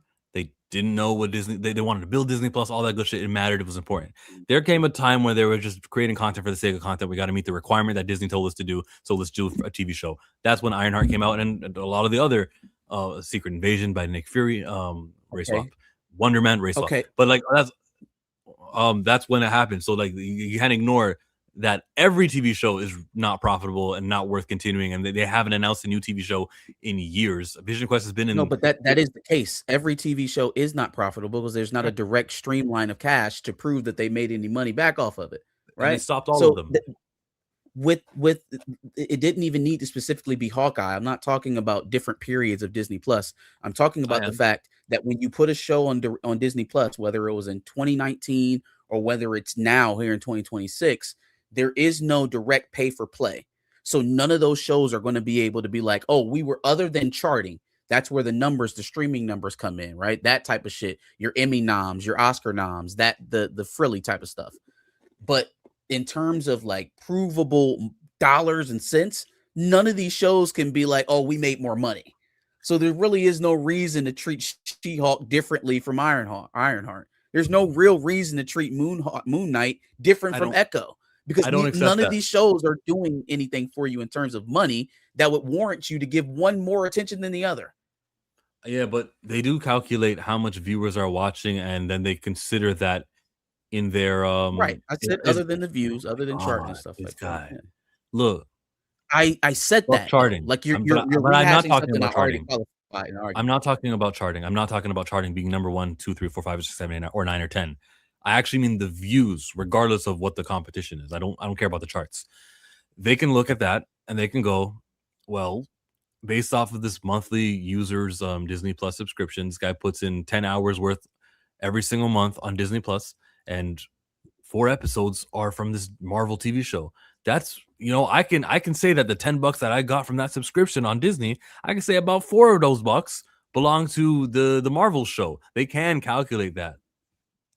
Chill. If I spend, let's say we both have a Disney Plus account. Yeah, I use my nice Disney round Plus number account, like 10. Sure. Yeah. Okay, cool. We both pay $10 a month for our Disney Plus account. You watched Ironheart 4 times that month. I watched Ironheart 1 time that month. We both paid $10. So the pseudoscience of saying, oh, well, this person watched Ironheart 4 times this month, so that must mean that Ironheart is dry. We're making the same money. We're making the same money. We're all making the same subscription price. The price is not fluctuating based off of Ironheart's performance. You're not making more dollars overall based off of Ironheart performing well on the app, because everybody plays the same subscription price for all the products. Boiling this down to what makes you more money on the streaming service specifically. I'm not talking about other stuff. We're talking about movies, or we're talking about, you know, concerts, or just product sales. It's totally completely different, because there's a definitive cash exchange that we can count to show what's making the money. Streaming is not that. There is no way to separate a single show other than if you can be like, all right, boom, we had a 2% subscriber bump when Ironheart premiered. We had a 10% subscriber bump when Moon Knight was on. Now that's provable, because that's a growing revenue. But anything short of that, something. Yeah, no. I'm saying that's legitimate. That would be legitimate. But how many times does that happen on Disney Plus? That's something. That bump exists. That's something. But also, what you're not factoring in is, if I have a Netflix subscription, which I only watch wrestling, which is kind of true. I only literally, all I care about is wrestling, and I'm spending a $10 on Netflix for wrestling. Netflix will see that Chillmonger's account spends about 8 hours of watch time every week for wrestling, and they go, well, that's the value of the WWE for Netflix. And they can think about that when they're re-upping their contract. Same thing with the hours watched with Marvel shows. They can say that, the value of Marvel and their TV shows. Yes, they can. That's what it means. It's completely. If you're saying that you only signed up to get Netflix to watch WWE, that's a grow in revenue. You are now giving Netflix money that you weren't already giving them because of wrestling. They can directly say, this person was not a customer with us, and now they're a customer with us because of wrestling. Yeah. Streaming time for an individual television show on a streaming service that you were already paying for is not the same as you signing up for Netflix because of WWE. Now, if you're signing up for Disney Plus to watch Ironheart, to watch Echo, to watch any of these shows, then that's a growth in revenue. That's growth. But if you're saying to me that them watching Ironheart more makes them more money, it's not a thing. If you're an existing customer, the battle is every month, whether you are a new customer or an existing customer, and they go, why hasn't this guy canceled his subscription yet? Well, he puts in 10 hours worth of watching our streaming service, and about 5 of those hours have gone to Ironheart, and the one went to National Geographic, and the rest of them went to Bluey. We can go, well, then I can put it in the formula and say that Ironheart has kept this guy for about 5 of the dollars, because it was half. Remember, I said like 5 hours, and we put 10 hours in total. They can go, well, then $5 deserve to be given to Ironheart. We'll count it as crediting to Ironheart. They can do something like that. Maybe not to the exact dollar.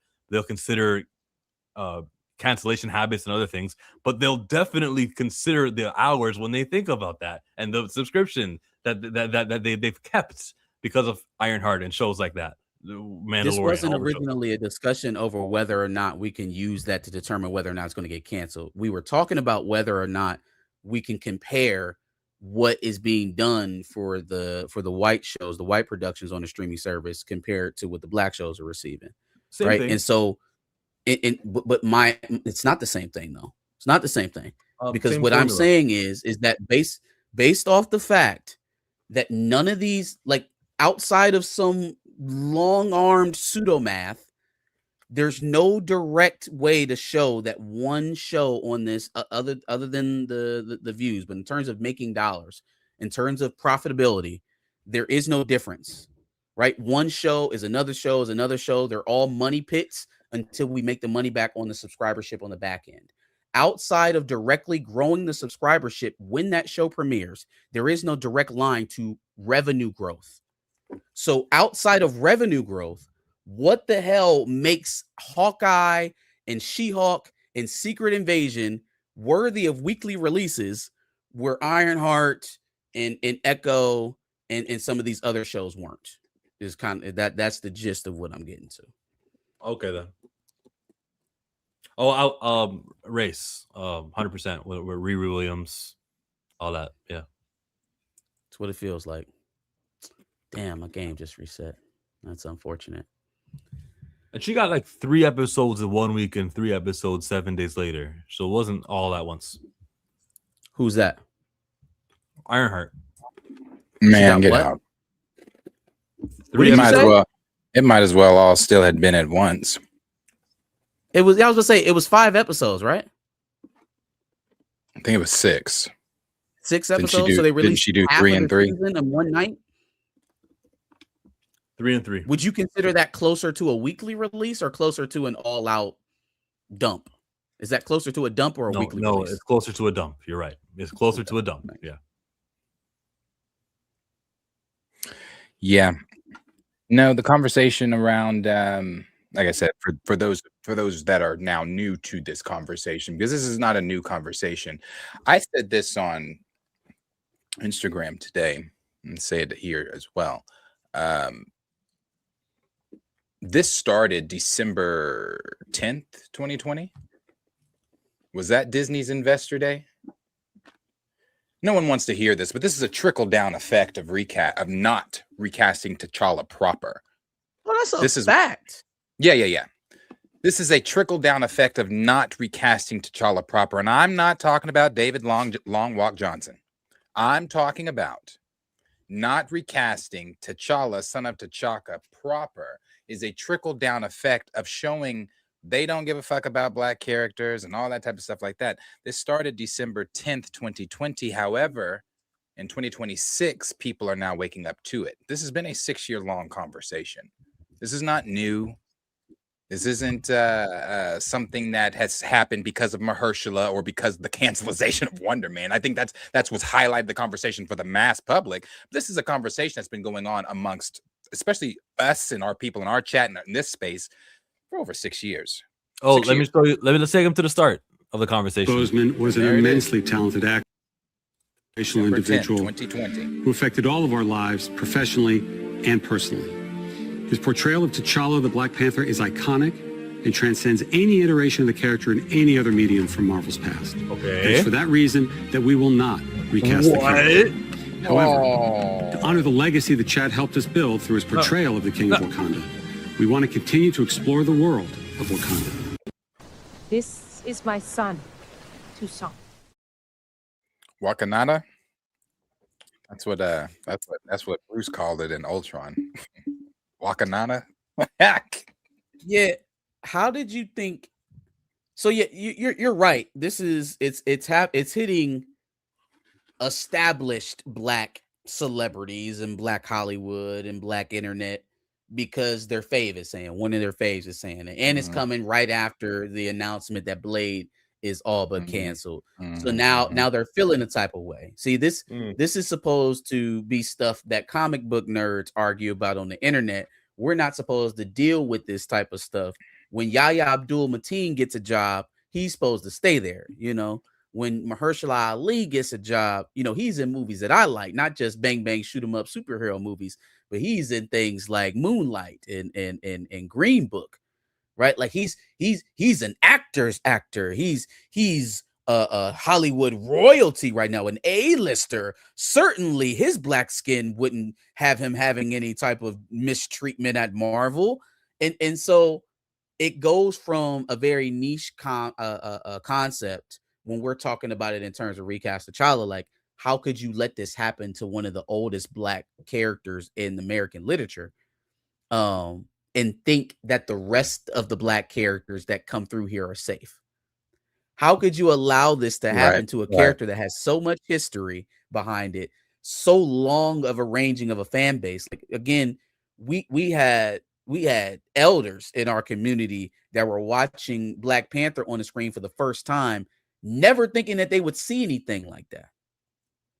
How could you do that to a character with that much stature and think that race swapped white man Vision's boy toy, or not Vision's boy toy, Wanda's boy toy, is safe? How could you think that? Like you were foolish to ever think that the House of Mouse was safe for you in the first place. And that just goes to show how disconnected people can start to be from these things until it affects them directly. It wouldn't, for some of these people, it never would have touched them if it never happened to an actor like Mahershala Ali or Yahya Abdul Mateen. Yeah. This is I was arguing with someone. I'm not arguing, not you, Jones. I'm saying I was arguing with someone on Twitter last week or week before, asking me the same thing. Well, why didn't blacks go see Brave New World, or is that what's the name? What's the name of that movie? Why didn't blacks tune in to Wonder Man?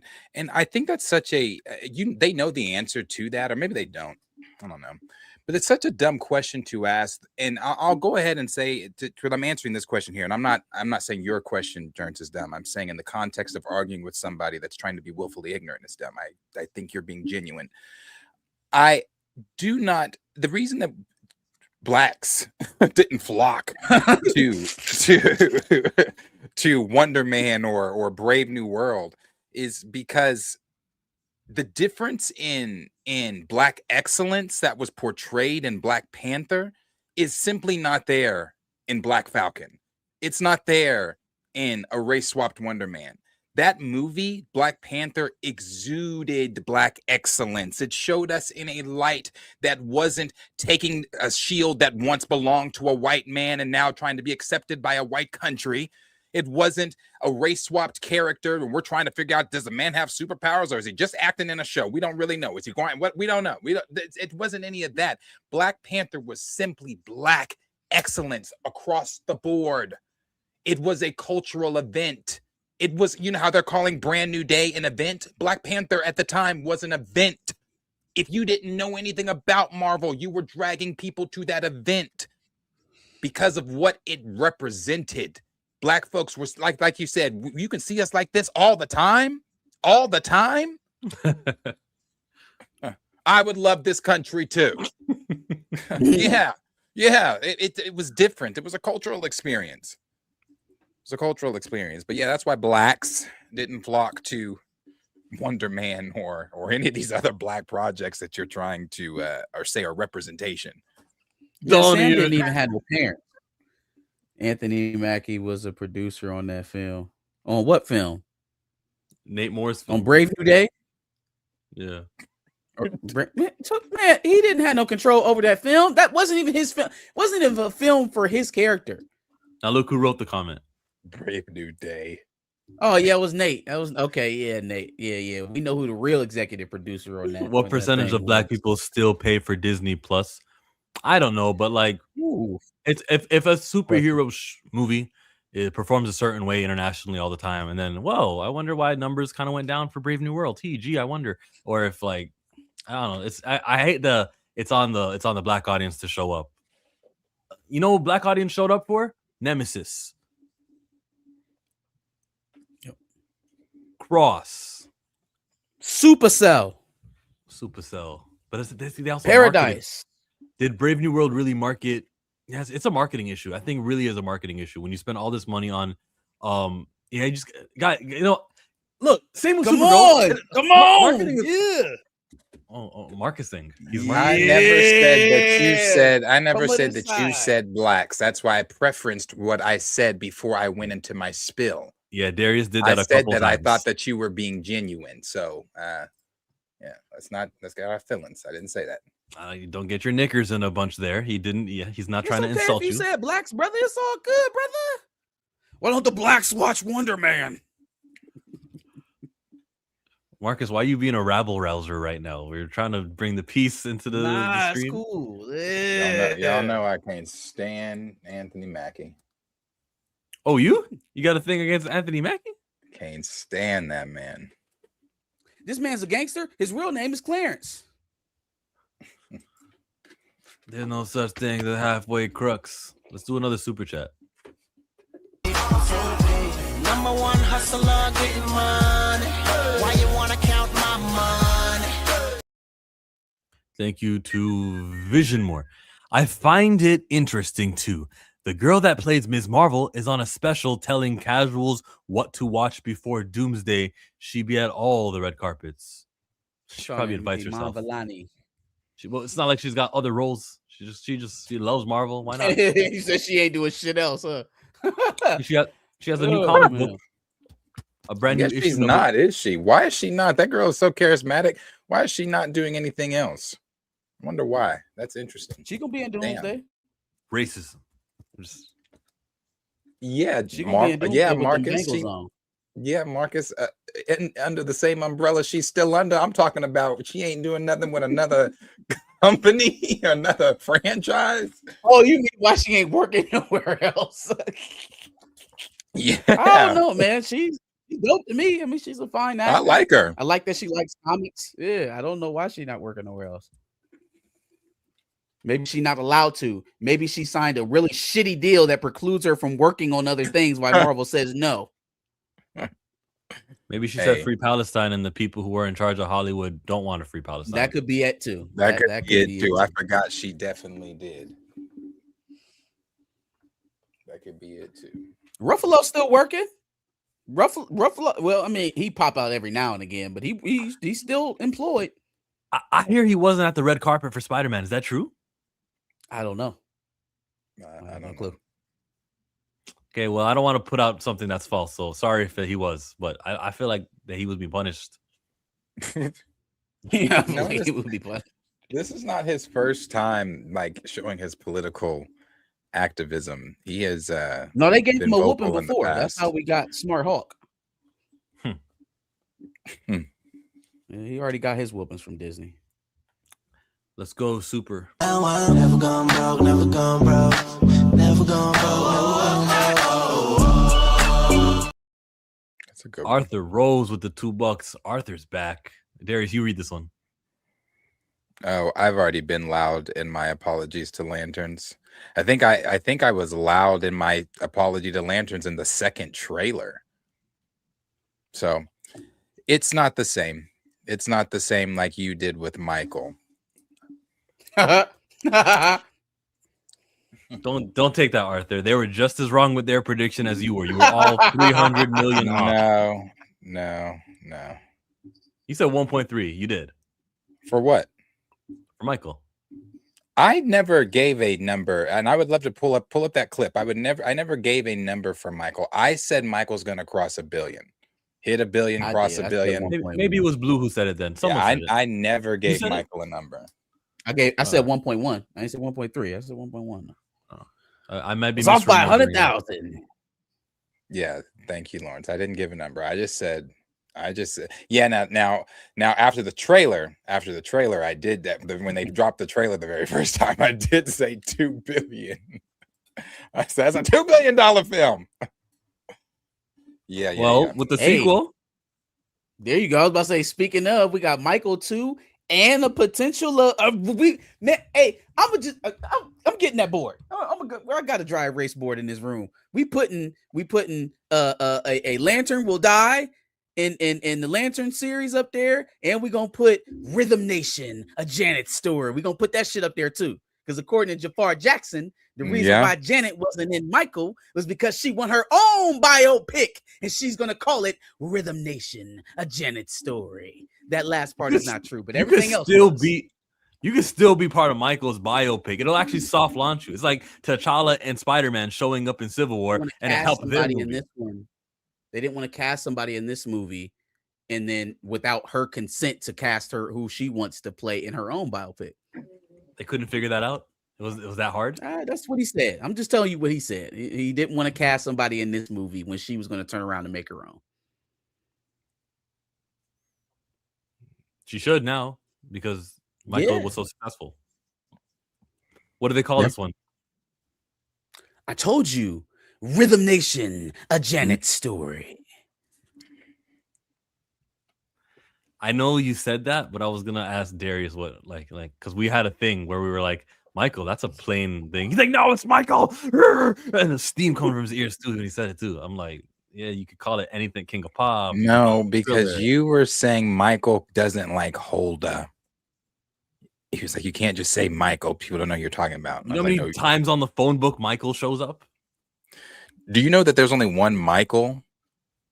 When we are talking Michael in terms that's why I of said that. What I said. That's why I said it. I'm just saying. But again, you don't. Well, so Michael, you say Michael again, and you put a fucking 2 after it. But you can't do that with Janet. Janet's got to have a cooler title. Give her, or just do Janet. Rhythm Nation. But yeah, no, Michael 2. I or the number 2. No, the number 2's corny. Roman numerals. Roman numeral 2. Yeah, the number 2. This ain't Incredibles. They don't even use the number, do they? Don't they? Don't they use the Roman numerals? They as use well? the eyes, the little. Oh, that's right. That's right. Incredible eyes. Well, yeah, no, you use Roman numerals. Yeah, they've. What did Jafar? Let me see here. What did Jafar say? He said. So on the Janet thing, he said, I don't want to speak too early, but Janet has ideas or maybe doing her own film. So having someone portrayed in this and then choosing a different actor for her own is just, I guess there's more, but that's where they ended it. The quote there. His auntie said, don't you cast me in this fucking movie. I'm going to make my own movie. I think that's how that went. Don't y'all put no Janet in this movie. I already have a plan. We're going to make Rhythm Nation a Janet story. That's how that went. That's no. They also said that, or Jafar also said that it's going to dive or give more insight into the child abuse allegations, and then from his point of view. But the full quote here is, I think the second film will give even more insight from his point of view, because at the end of the day, the allegations are always from someone else's. He says, choosing his words carefully, but not sounding like he had rehearsed the response.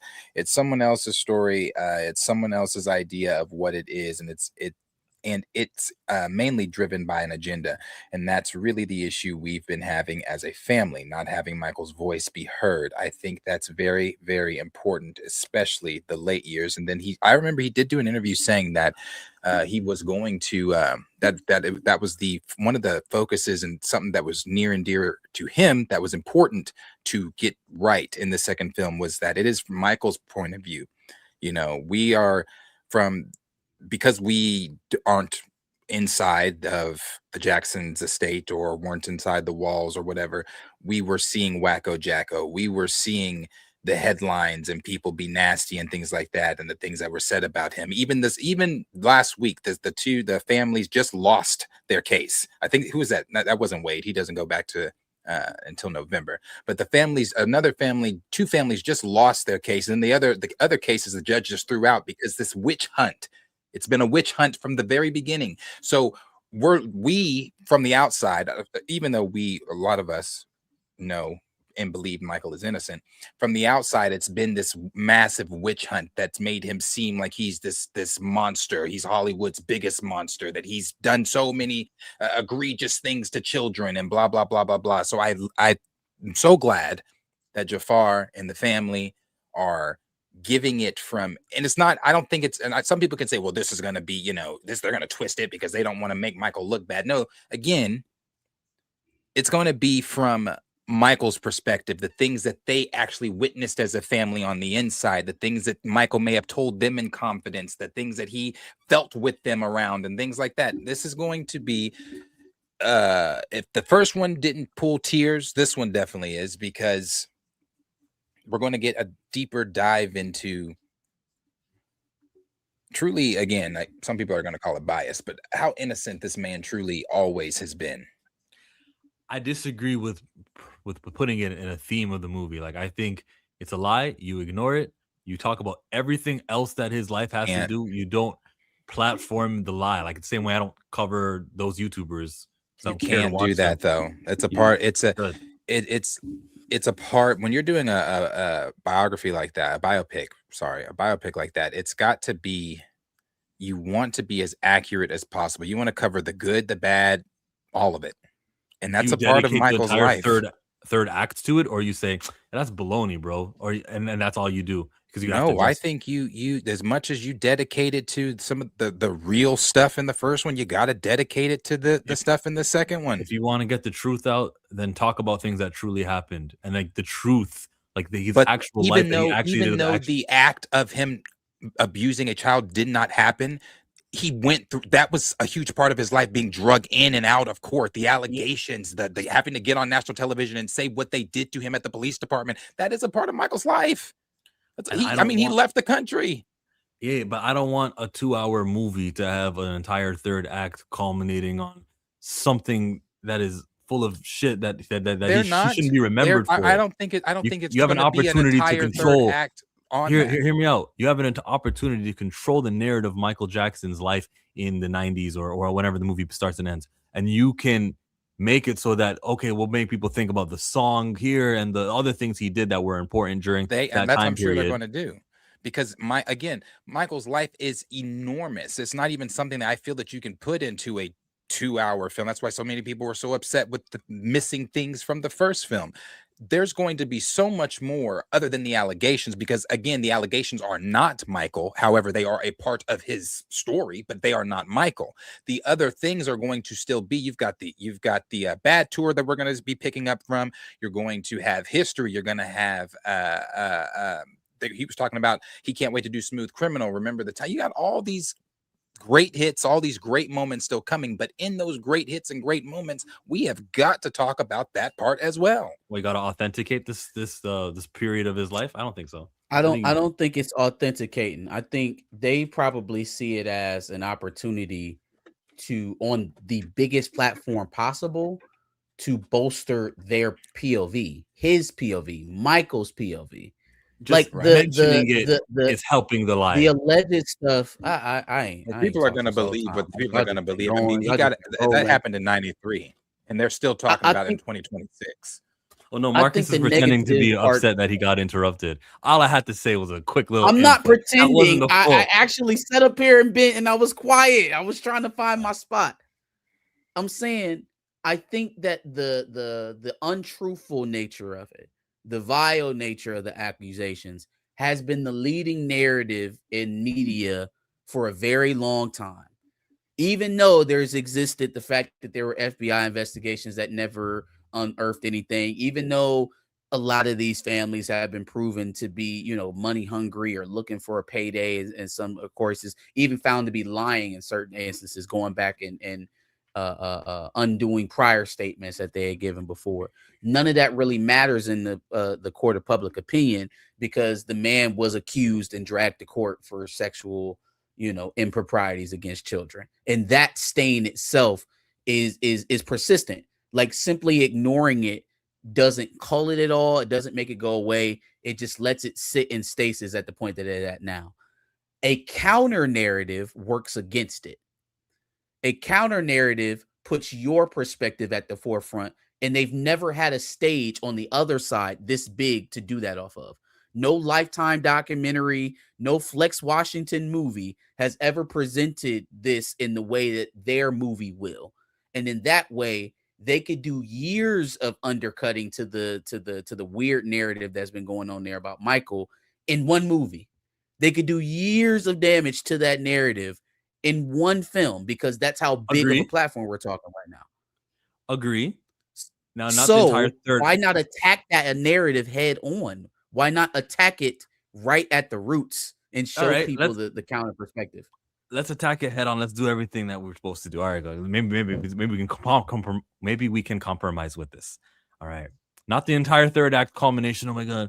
But some point in that movie, they bring up the legal case, and then you get that montage, not a Rocky montage, but a case dismissed montage, where you get to see really quickly, and maybe you can have a Michael song playing in the background as it's happening, but you see a judge go, case dismissed, allegation, case dismissed, and you just see that, and then you just continue with the rest of the movie about Michael Jackson's but life. see, then with that, if I'm a person that let's say I'm not the biggest Michael fan, but I like him, but I'm on the fence about the allegations. For me, that's like, okay, that's them being very biased, just like showing us the scenes where the judge is only saying case dismissed, case dismissed, case dismissed, but we're getting nothing in between, like no private moments, no conversation between him and maybe the lawyers, his family, his mother, nothing like that, just case dismissed, case dismissed. Oh, way to handle the narrative there. And I'm a person that I will fight you if you tell me Michael touched a child. So that has to be in there. It has to be in the movie. That's how I'd put it in there. Just a quick little thing in and out, and that's how insignificant and much of a lie it all was. But you just saw all the times that how many times did he like go to court for something like this? Like 3? 93. How many times? 5, 6? Like how many cases were against him? I think there were 4. Okay, then yeah, easy. You get all those 4. You get them right there. Right, all. Oh, the FBI found this. You say that all in a little montage, and then get back to the movie about Michael. Brush it off. Well, I do know, like a lot of people that have done little shorts on this. This one is not going to be the. It's going. I think it's still going to be the definitely concert feel movie because we still got a lot of hits to get through. So, Yes, sir. But there's definitely still going to be those moments. Yeah. Well, that's and then the Janet documentary, like you said, the Janet biopic that you said. Do we get spin-offs again? Do we get a TV show about another Jackson? Do we have a Jackson cinematic universe? A TV show, Young Marlon. Hey guys, I'm the youngest Jackson. I'm the youngest Jackson. That'd be Randy. Randy's the youngest, but Randy wasn't. Who's the swinginest Jackson? I thought Marlon not younger than Michael. Marlon's younger than Michael. No. Not Michael's Gotcha. younger than Marlon, and then there's Randy.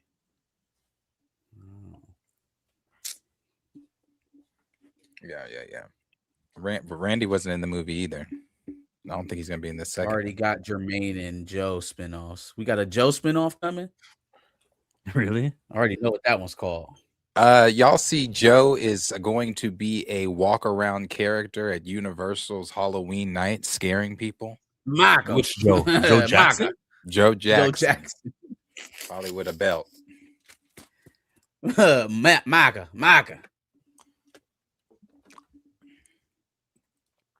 Well, good luck to the actor. Welcome to. Oh, I'm sorry. I just was trying to play the next trailer we were all going to watch together. It's a different world. Let's go watch the reboot on Netflix. Let's see if it's any good. Welcome to Hillman, the preeminent HBCU in the country.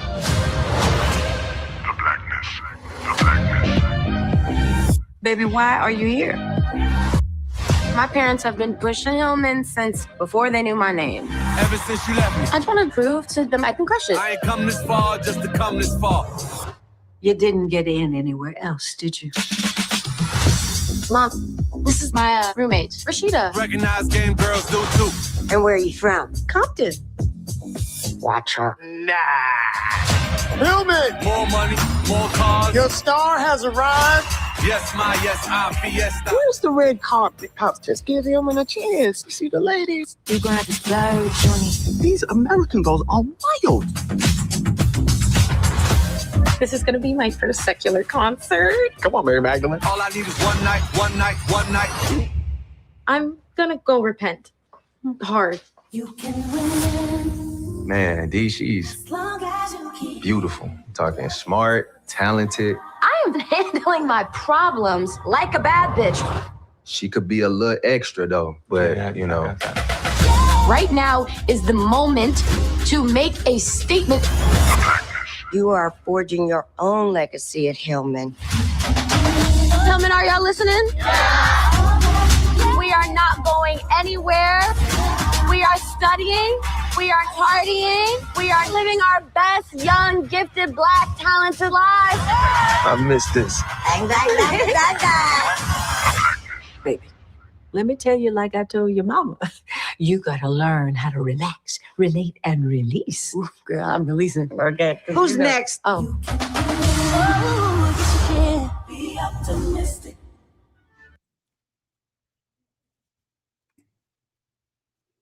I'll tell you what. You know, I'm my worry with shows like reboots like this is what I just watched. It always feels a little forced. I feel like, but maybe that's just me. Maybe that's just me. I don't know. But it feels forced, and it didn't. it. I don't know. It doesn't. I don't know. It just doesn't feel. It feels like season 3 of football show. Got Ballers, super terrible. Netflix, British dude played the American. That could be any show. What is that show? The British show, or not British Football show? Where is it happening at? Like, It was on what part of Netflix. this- It was on California. I mean, the show. California. Tay Diggs. Oh, Tay Diggs was All in it. American. All American. All-American. Feels All I was American. gonna say Blackish.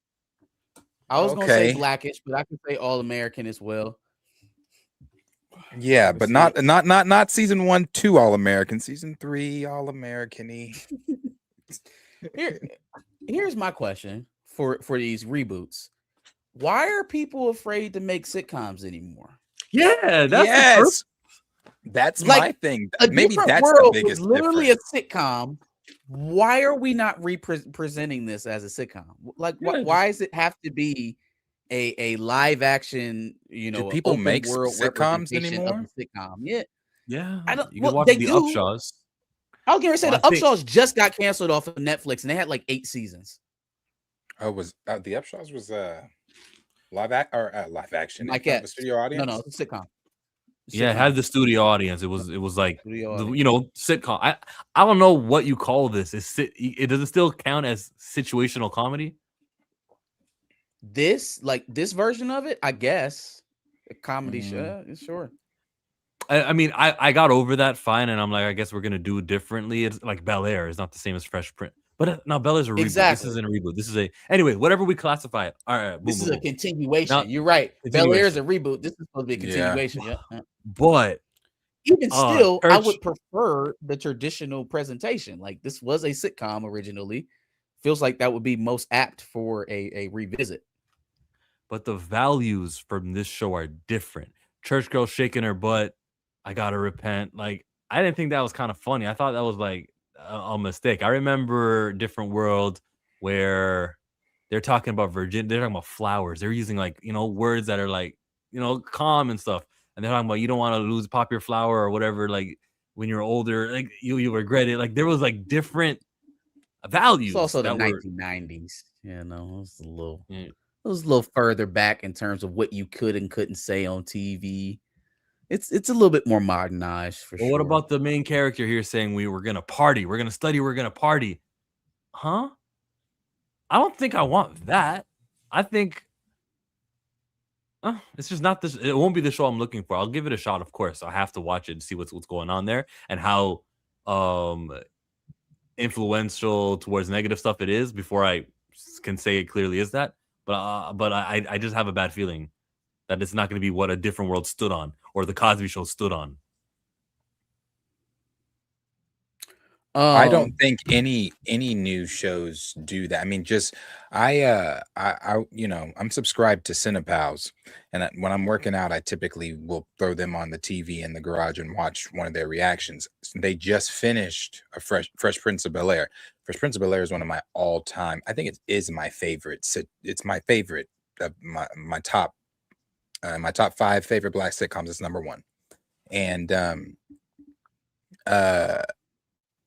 that feel with the Fresh Prince, you just as a sitcom, you don't get that. You definitely not getting that with, as good as the first 2 seasons of All American are, you don't get that with All American. It's not a sitcom anyway. But I watched Bel Air, didn't get that with that either, even though it's reboot, more serious tone and all that. But you don't get the connection, you don't get the. So no, they don't make sitcoms like that no more. Sister, none of that. They don't make stuff like that no more. Then it's sad, but there's not shows, the lessons that are learned in the shows, like some of the stuff that, watching the Cosby Show, some of the lessons that the Huxtable kids learn, some of the speeches that are given from Claire Huxtable and some of her, badass moments. The jail scene in the Fresh Prince of Bel Air with Uncle Phil and Aunt Viv. You don't get moments like that. Or to keep it on a different world, the other jail scene with the black and white, the racist scene. My grandfather built this country, man. You don't get scenes, you don't get conversations, you don't walk away from shows feeling like The wedding tearing scene up between Dwayne and Whitley. Yeah, you don't get that stuff no more. Legendary. That's just not there. It's just not there. They're not making shows like that anymore. It's crazy. But I don't feel anything from that trailer. Like I didn't get anything from that. I think they're trying to modernize it, which could be a mistake. But I think a lot of what you're looking for in terms of values and lessons and stuff like that, both of y'all mentioned that. I think they will find ways to work that into the narrative. But early on, you're going to see college kids doing what college kids do in 2026. Just like in a different world. In the young audience. Yeah, absolutely. But it's similarly, it ain't like we didn't see kids in the 90s doing what kids did in college in the 90s. Like there were still conversations about drinking and sex and drugs and all these different type of complications in a different world. It was just how did you navigate it and what was the principle behind. Okay, well, we haven't seen the show. We don't know what the principles are. Just because she was twerking chill doesn't mean she's a hoe. She was just dancing. She might have got drunk for the first time in her life. And she just, it's just one time. It's just a little shake, just a little jiggle. I guess all of these things could Wait a minute. explained when I watched the show. If you shake your ass at a party, you a hoe? But are you posing that question to me? I'm just asking. All right. So that's like, that straw man stuff. Like Marcus threw it out and then it became a fact. And then we're like, I didn't say any of that, but I am saying I don't trust them with the sensitivities based off the trailer that I saw. But they very much could. Was there something other than the booty shaking that set you off? Was there something other than the cheeks? I want to play the trailer back. Kills a man of class. The star has arrived. Where's the red carpet? Pops, just give him a chance to see the ladies. You're gonna have to slow, Johnny. These American girls are wild. All right. So there's no ass shaking or anything, but these American girls are wild. So to me, you're pushing a little bit of that division shit. But then you do need a different character, different accents for the sake of diversity and for the sake of telling which characters which. We're going to be introduced to like 10 new people. At least I'll know the British guy is the guy named Jeff. But there's not the sensitivity that they used to have, and there's going to be themes that they're going to be pushing in here. That's another thing. It's not just about the church girl who was not being a good church girl. Do you know how many times my London friend Josh, he moved here when we were freshmen, played on the basketball team, tall as shit, used to say, these American girls are wild. Like, it's not like a division thing. It's because it's true. Like, I don't know how British girls act, but I'm sure if he came over here and he's saying these American girls are wild, it's because they're showing him something that over there in London, they're not showing. So I mean, it's not a division thing. It's just like, yeah, that's what a British or any foreigner would probably say. Putting it in a TV show and representing it for millions is a choice. That's irony. That's irony right there, boy. Do we trust that they're gonna handle this respectfully? I'm worried about this.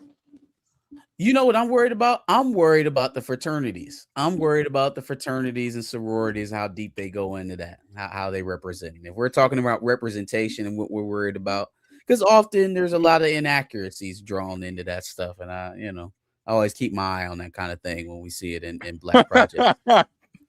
But overall, we haven't seen anything. We have no idea what values or we know that it's going to be different. That's all we know right now. We know it's going to be different from the original. We don't know how different and in what way.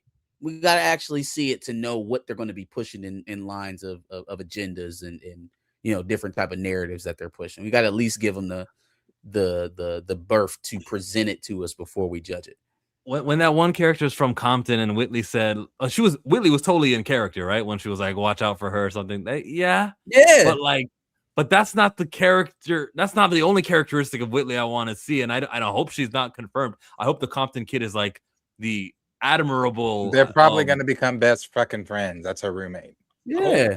And her daughter was probably going to be just like her, or there's going to be a character in here who's just as bougie as Whitley was. But like that dichotomy in Black people is what set up the show in the different world. The fact that you can have this hoity-toity, highfalutin, bourgeoisie Black person, high yellow Black girl on the same page as Dwayne Wayne. You know what I'm saying? That's what kind of brought the show together, to show that there are different phases of Black people. There are different types of Black people all together here at this Black university. We all Black, none of them were from Compton. But none of them were the Compton character who's gonna slide on the other character because something got stolen. And like I don't think that's just the narrative. We don't know if that's about to happen yet. You putting that? You're on, right. We have but that's what I feel like from the trailer. Compton. All right. I mean, if that's just the narrative of Compton. And that's in character for Whitley because she's never probably stepped foot in Compton. So with her, coming from where she's coming from, well, she probably did after she married Dwayne and things like that, but coming from where she came from and blah, blah, blah, blah, blah, still living in the high life. It looks like they're still rich, got money, doing great. Yeah. Yeah. That's in character for her to say, watch out. How about the support we got from this mentor figure? I don't think it was as supportive as it could have been. Can we agree there? No. All right.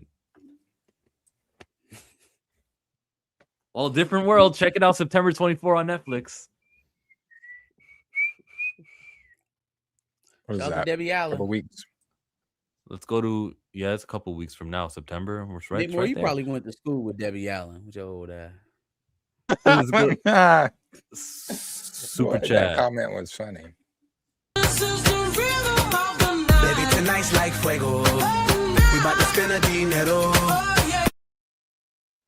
Yeah. Can you play the movie trailer for If I Go, Will They Miss Me? When you pay $5, you're going to get that trailer. Yes, we will. Absolutely. We'll do. I shouldn't have played that super chat. I should have just played the different world super chat if I have it. That comment Tony Robinson said. What did Tony Robinson Jill say? wants Disney Channel. Yes, I do. I want better than Disney Channel. She didn't watch the original show. I didn't finish it, no. But I watched some of it on Netflix, and I mean like over the last year, I started watching A Different World. Yeah, where's Tony's comment? Oh, let me see. Let me find it.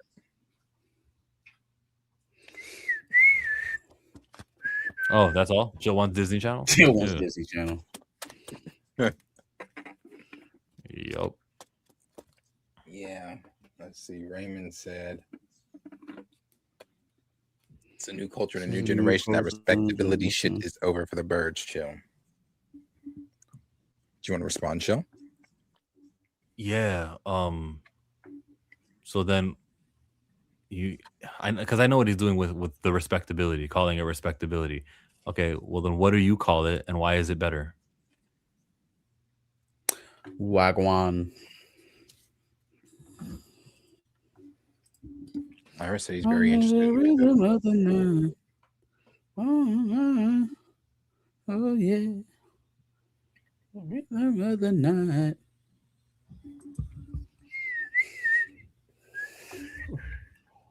This is the rhythm of the night. Oh, let's do another super chat. All I do is win, win, win, no matter what. Got money on my mind, I can never get enough. And Oh shit! They were dancing on a different world. It didn't look like it did on the trailer that I just saw. I don't know, There's man. been Lisa more- Bonet was shaking a little bit. There was a little bit of movement back there. What's all that movement back there? Saw that movement back there, Lisa Bonet. Dancing has also evolved, but at the same time, let's not pretend that our parents and grandparents weren't doing some freaky ass shit, listening to some freaky ass songs. No, I want to pretend. I want to pretend, and I want that to be what's depicted on screen. Did y'all like the new drum line? There was another drum line? I didn't even know that. Was Man, that straight get to on. Tubi? Right. Where was that at? It was like a drum I line didn't even too? know. Drum line, the second line. Had no idea there was a second drum line. That came out in 2014. Drumline, a new beat. Nick Yeah, I Cannon didn't was in watch it? that. I didn't watch that one. Shut up. Nick Cannon was You- in it? You didn't know there was another one, Marcus? Shut you Hell had no. to, shut up. I didn't even watch it, but I knew there was did a not know second that one. there was another drum line. I What? I thought you knew. There's a second drum line out here. I didn't know. I gotta watch this movie. No. And Nick Cannon was in it? Oh, I did not watch He has a scene. Looks like the whole movie is on YouTube. That's the girl who played Storm in the last X-Men in the iteration with Yeah. Ready Player One guy and Sophie Turner. Okay. Alexander Shipp. There you go. What is this one about? What's it about? The college? Did they get Zendaya to, oh, not Zendaya. What's Zoe Salad Wait. Sauce? Saldana. She probably said, fuck no. She said, fuck me no black, papi. Me no black. That No was after Avatar too? Was that after Avatar? Or Avatar was what, 09? Papi. I'm blue. Azul. Azul, papi. no negro. Azul. She said, I am blue. Oh, yeah. After Did he- Avatar too? She said no. Is this the trailer, Chill? For a new beat? I want to play the one Lawrence told us to Oh, play. for Lawrence. Okay. It's called If I Go, Will They Miss Me? Did he ever get to fly? Nah. Yeah, I know you ain't scared. Come on. It ain't that cold. Pegasus' dad was a god. They called him Poseidon. He was buff and he had muscles, and he was the strongest Hey, ever. Jon Stewart's daddy. Pegasus had a mom too, and her name was Medusa. I don't want to have to keep telling you. Don't keep drawing me, man. Somebody told me you got your ass whooped while I was gone. How you think that make me look out here? You're not perfect. Your daddy is a work in progress. I'm a work in progress, but we're going to figure this out.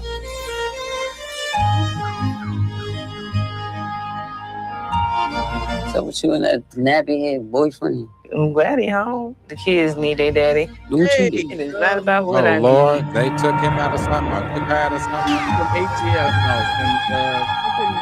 All American. Who? You can't just take Anthony to the There you beach go. one Cool. time and just expect everything to go back to normal. It don't work like that. I don't feel like fucking talking today, Lord. I read through all of those letters that you sent me. You was a whole different person. He sees you as something that we could never see our fathers. He sees you as a god. Hold on to him tight. Don't let him fly away. Don't let them take him away. Tell him you love him.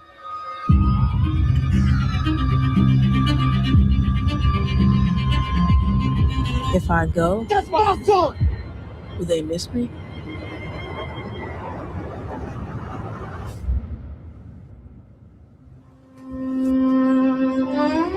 You come back up. Sometimes you gotta get low again. Go to the left. I have to go to the right. You don't always want to stand strong, man.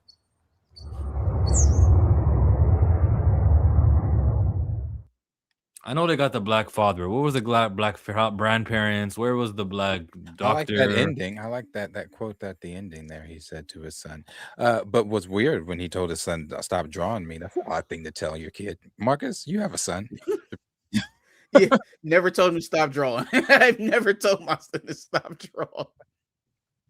But no, I'll be honest. This probably won't be one that I put dollars on the counter for, but I would definitely watch it for sure. Definitely a streaming special, or maybe a $5 hollow on a discount day, maybe, but probably won't be hitting the counter on this one. Interesting concept though. It does feel like Moonlight a little bit. There's abundance when he says not another black trauma movie. Is he saying like it isn't a black trauma movie, or he's saying not another one? Because I didn't feel trauma. I felt struggle. I didn't feel like anybody was about to die immediately. I didn't feel like there was like any looming criminality or anything like that. Just felt like a fresh out father trying to reacclimate to life outside with his family, which is a little bit, it's true. It's an accurate depiction of what people go through every day, without having any type of, at least from what we can see in the trailer, any outwardly traumatic experiences. It doesn't seem like anybody's going to get shot up in this movie, so I think I could sit through it, reasonably. He's fresh out, so yeah, he definitely fresh out. Yeah, I didn't pick up on that, but if I can see it from whatever. Well, remember when she was sitting there talking to him on the bed, talking about all the letters that he wrote her when he was in there. She said, when you was in there, you wrote me all those letters. He's fresh out. That was in there. Right. When he told his son, he said, I heard when I was away, you out here got your ass beat. How do you think that makes me feel? Definitely feels like Moonlight. Diet Moonlight. Not diet. It's one I don't think I'll be putting money on. Yeah, it's not my genre either, but I also, what if it's like a positive message overall? You got to see it. I wouldn't want to not support it in the theaters. Jon Stewart's got to getting roles right now. What else he been in? Annie. Can he play a Marvel hero? No. No, not they'll let him be Night Thrasher.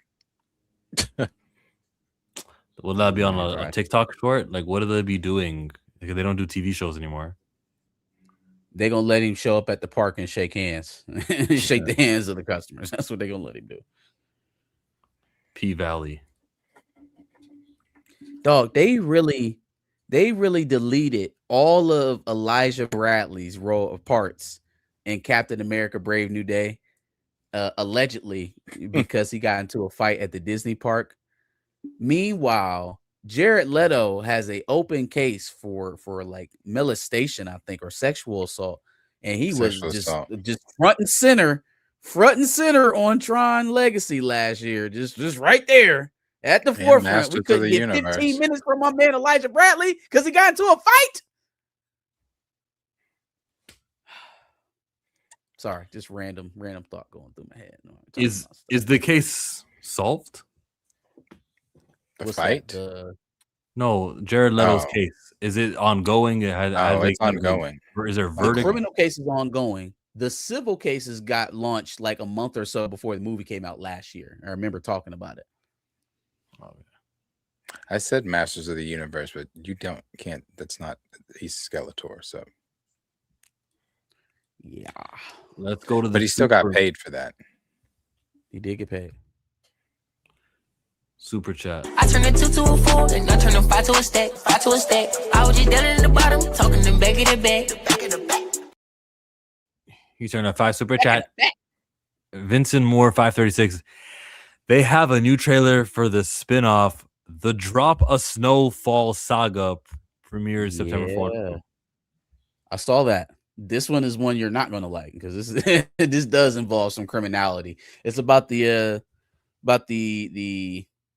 the birth of the rap genre out west. Yeah, about rap music coming alive out west.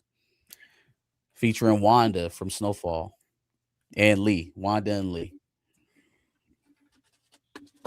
Now watch the trailer. Watch the budget be way higher for a show like this than for what we just watched there with the dad trying to do right by his kids. Understand what I've been through when I was getting clean. Music brought me back to life. Damn it, Wanda. You gonna shoot me, Lee? Inspiration hits when it hits. This is the new gold rush.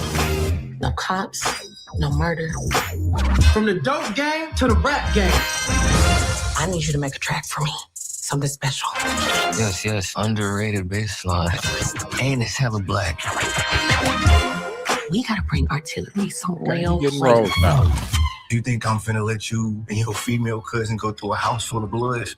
Where you from? You shall be here. Hey, blood, run that back. These are life and times of a rider. Life and times of a rider. Survival is vital. A new world opened up, and I'm at the front of it. When I was running with Leon Franklin, I had a front row seat to how they changed the game. We know our customers because we are our customers. Uzi in the stash, dodging the crash. Product of the ghetto, so it built to last. Hard to stay in the present when you define by your past. This music business. How could you let this happen? How was I supposed to stop it? Family comes first. You don't know nothing about sacrifice. You ain't got no business in the rap game. You understand everything that's happening with these boys right now? I got a tinderbox, and you keep trying to sell me matches. He's my family, too. I ain't gonna let anything happen to him. Hey, where you from? Talking to you. Where you from? I know exactly what you are. I know these streets just like you. You don't know this gangster business like me. But you go down this road, you gonna get yourself killed. I hope you like slinging tapes in the streets. Wait! Why can't anyone be special around here?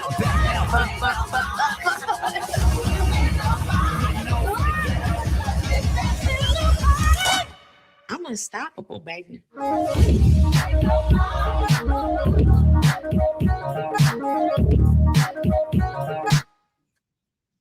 Looks good. Looks phenomenal. In terms of what you were talking about different budget, the from the cameras alone. I mean, the cameras alone, not to mention all the features that they had to clear to play this trailer. But yeah, much different for this television show. I'd imagine that the first couple of episodes probably take out the entire budget from I forgot the name of the movie now. If I leave, will they remember me? Probably dwarfs his entire budget. Independent film there. This was an FX production, so salute to FX. But man, I'd like for the resources to be used maybe something a little bit more positive. But it is what it is. That show is it looks good. It looks entertaining, right? I hope kid wins. I hope he gets to become a great rapper. I hope those guys who chased him off the bus don't catch him. I hope. What's the movie Lauren suggested? Because it ain't no damn if I leave, will you remember me? It was something like that. It was like if I leave, will they remember me or something like that? If I go, will they miss me? Oh, I was close. I was in the ballpark.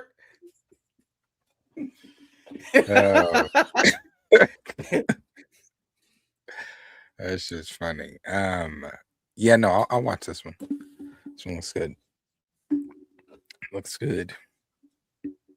We got Johnny. Just tune in the back of the bus, man. Whenever it's premiering, we'll have one up the next day. Super chat came in. Doing all these shows, I've been on the road. I don't care where I go, long as I get paid. Bad little fire, she been on my mind. From Quasimodo, just left a Joe versus Donnell Jones party, but shout out to Pantheon for being dope and Yahya for calling out Disney hella white. Also, Darius F. Grace. Listen, I have no beef with Grace. I have no idea why Grace blocked me. Grace Randolph blocked you? Yeah, I went to like a She tweet probably today. thought you laughing at her or retweeting her or something. I think she's very sensitive. I went to like one of her tweets today. So she said, "Oh, what a big fu to Mahershala Ali," and I was about to like that and retweet it. And I noticed, I thought maybe she had it limited to where, people were saying some hateful shit, so she wanted to cut off the, So I clicked on her name and told me Grace Randolph has blocked you, and I said, "The fuck, the fuck I do to Grace?" She probably That's did crazy. though. I have retweeted. I know. I went in when she said what she said about Mr. Terrific's hair. A little too Black Power for me. She said that? She said it's political. It's a little too Black Power.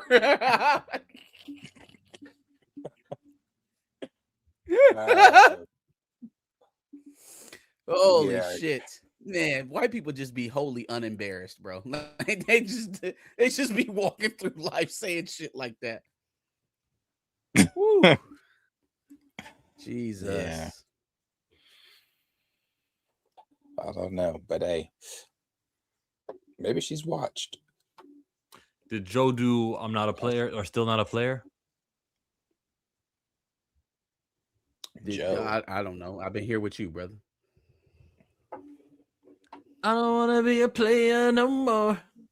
I'm not a player. I just crush a lot. Oh, Joe. I was like, Joe. What the fuck is Joe? That's how I was when you said Grace. I said Grace. Yeah, but Right now up there. Grace. Now I know what we're talking about. Grace loved to talk about toxic fans, but yeah, she got the most. Hey, don't go too hard on her. She'll block you. She'll block you. If somebody blocks you, do you have to screenshot it and say blocked? People do that on Twitter all the time. Why did he block me? They screenshot it and then they go, I guess he couldn't handle the heat. There's always some shit like that. Oh, I screenshotted it and put it on there, and I said, "What the fuck did I do to Grace?" It's not the same. But yeah, people always I got blocked. Got to tell the world I was blocked. Because it's not enough. You be wanting to respond to people, and then you realize you blocked. Now you got to tell everybody what you really wanted to say. But oh, by the way, they so soft, they blocked me. I wish a couple people would block me. I got somebody who wants to block me, but has to pretend he doesn't recognize the content that I put out. I don't like blocking people because for me, I don't even want to put that out there. That's kind of one of my. I don't like blocking people though. I don't like blocking people. I prefer you block me. I will never block you. I prefer you block. Actually, I won't say I'll never block you because I have blocked people. But if it's like that, oh fuck yeah, I got him the fuck up out of here. I saw his name scroll through here, gave me a little like had to check my shit. No, he's not welcome on my platform. But I'm talking about when I'm arguing with somebody on Twitter, when I'm going back and forth with somebody on Twitter, I won't block you. That I won't do. Because I blocked Elon Musk. How long ago did you say you blocked Elon Musk? Yeah, I blocked Elon Musk. I'd rather mute people than block them. I don't want you to know I'm thinking about you that much that I wanted to get you out of my feed. That's permanently. it. I wasn't gonna see. I wasn't gonna say it, but that's it. That's it. I don't want you to click on my page one day and see that you blocked and be like, "Oh, I'm in his head." Yeah. It's like a one up on me. No, you can't win, nigga. I don't want you thinking at all that I got you running around up here at all. So I blocked somebody on Twitter because every time that I said something recast T'Challa wise or something, then he'd be like, "Well, Toussaint is T'Challa," and I'm like, "You can't always say this after every tweet. Like I can disagree here and there, but every time you try to undermine it by being T'Challa accepting," and I blocked him. I think his name was no, I don't remember his name. Sorry. Yeah. Was it Kevin Davis? He is Burner, right? Well, not that his real name is Kevin Davis. But whoever that was. I want old dirty bastard up the task to block me. Oh, we've up gone the back and forth task. so many times on Twitter, but he won't block. I won't block him. He won't block me. Stalemate. Going back and forth with him, I didn't know that he was my grandfather's age until I saw a TikTok of him. Your grandfather's age? A little facetious. He could probably be like one of my uncles. Oh, I was about to say, damn, I didn't know he was that goddamn old. Yeah, he could be like one of my uncles. He's old. He's such a funny character, man. Like, he pivoted from like battle rap to MCU content so smoothly. Apparently he was battle rapping and then got caught stealing people's raps and then just never rapped again and went to start talking about MCU shit. Like that was his translation. Himself? All right. Wow. Yeah. He used to rap, never pictured and then he that got man. caught stealing other people's shit and then just parlayed into talking about MCU stuff. Guess he wasn't up to the task. Apparently, Avatar is like a Zuko Origin of the Red Lotus movie was canceled partly due to its darker political tone. Paramount reportedly wants to keep the Avatar franchise focused on family-friendly stories. That's not why I would cancel it. I would cancel it because that's not Aang, and I would focus on main characters and leads and making sure that we can have a successful franchise first. Then we can get experimental with Zuko and Korra and the rest of the group. Like Aang is you who don't think focus Aang, on. you don't think Avatar is in a place where they can start dipping into other avatars or other characters that aren't Aang? We're at the start. We're kind of far down the lane. No, I think Zuko is a character. I think has proven himself to be able to hold up his own. Now, if this was like fresh, brand new Avatar: Last Airbender came out last year, but that show came out in like what, 06? Yeah. Well, that's not even why they said they wanted to cancel it. My reason, their reason is the franchise needs to focus on family friendly. Yeah, they didn't like the political tone of the movie, which is stupid because the Yeah, I political disagree with that intrigue was too. one of the selling points of the original series. Yeah, but they're the oppressor. Paramount like is worried about people siding with like socialism and all the other things they're not supposed to like. Will push people further to socialism. The commies are taking over. I would have watched this. I think that would have been a hit. Zuko's a great character. Zuko's one of the favorites of the series for a lot of people. I argue all the time. I think he has one of the greatest character arcs. Yes. So Zuko's great. I think this would have hit. Just wait for Black Snape to come in here. He's gonna have the greatest arc ever. Pretend like you don't know how it ends, but it'll be good. James Potter called me greasy, and now I have his son. The Half-Blood Prince. The Half-Blood Prince. Do you know why they call you that, Harry?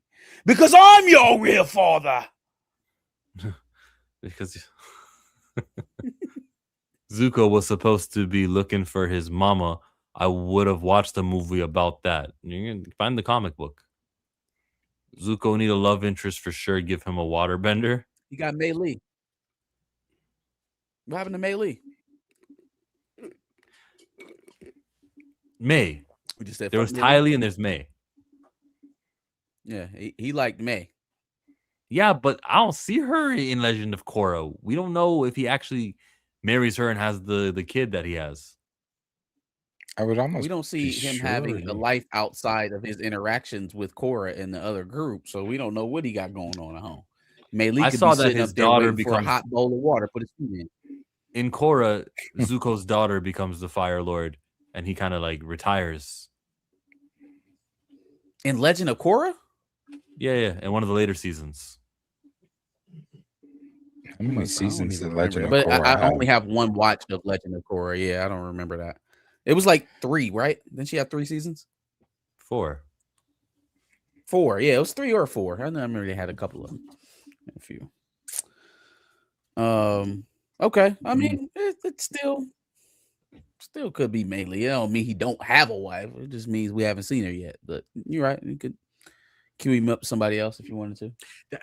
If Avatar is being written by people I trust, it doesn't even have to be Brian and Mike. People I trust, yeah, get political. Let's see what you can do with it.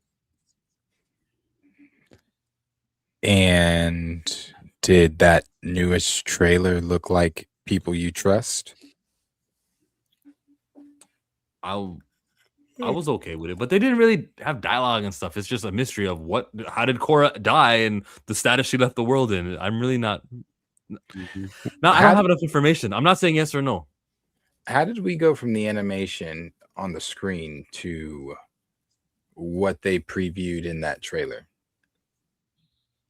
Yeah, the art was better in the olden days than it is in the newer days. I don't understand that. You have a whole studio that you call Avatar Studios now, and you change the animation. If anything, the animation should have stayed just the way it was, and you should have made it look like it did in your the movie.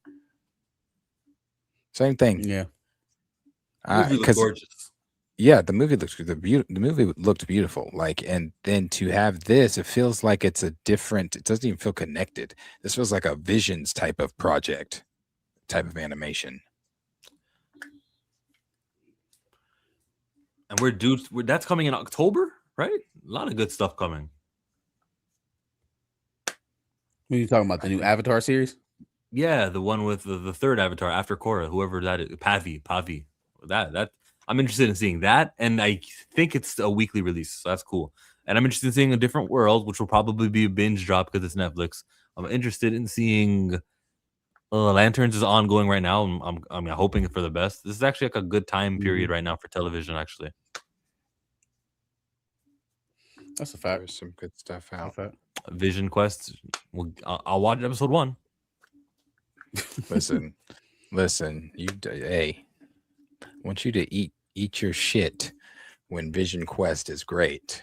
You know, it could be great, and I still probably will say, not for me. This is all in his head. It could be a greatest show ever, well received. You could come on here and talk about how it was better than WandaVision, and I'm gonna say, but it was all like a mental... Too far. I don't know about all that, but I think it's gonna be good. I don't know if it's gonna be better than WandaVision, but yeah, it'll be good. Actually, I take that back. WandaVision's post-credit scene alone makes it not better than WandaVision, but go ahead. Jesus. All the WandaVision glazing. Paul Bettany or Vision gonna be in that thing like, all strength invites conflict. All conflict invites catastrophe. Yeah. And then Ultron's gonna drop some bars and it'll just be a poetic episode. This is from Disgusting. They better not be talking the whole time, man. I ain't coming over there to hear y'all talk. You better do something, Ultron. Batista. Let's go to the Kratos news story. The Batista has been officially cast in the live-action God of War series. Official. Zeus! Come on, man. Come on, let him do it. Let him do it. Come on. Let's not even worry about Odin right now. Let's not worry about him. Let's take us back to Sparta. Let's do this thing right. Salute to Dave Bautista. Salute to the WWE champion, Dave Bautista. I don't like it. Get your gun out. Fireworks. I walk for miles inside this pit of danger. Remember? Darius? I don't know what the fuck that is. Darius, remember the 2005 Royal Rumble? You don't know Batista? Him and Cena got knocked out of the ring at the same time. Until like maybe Guardians. Smack that leg, baby. I didn't even know he was a wrestler. Oh, until like Guardians. Oh, what did you think Drax did before he was Drax? I had no idea. I had no idea.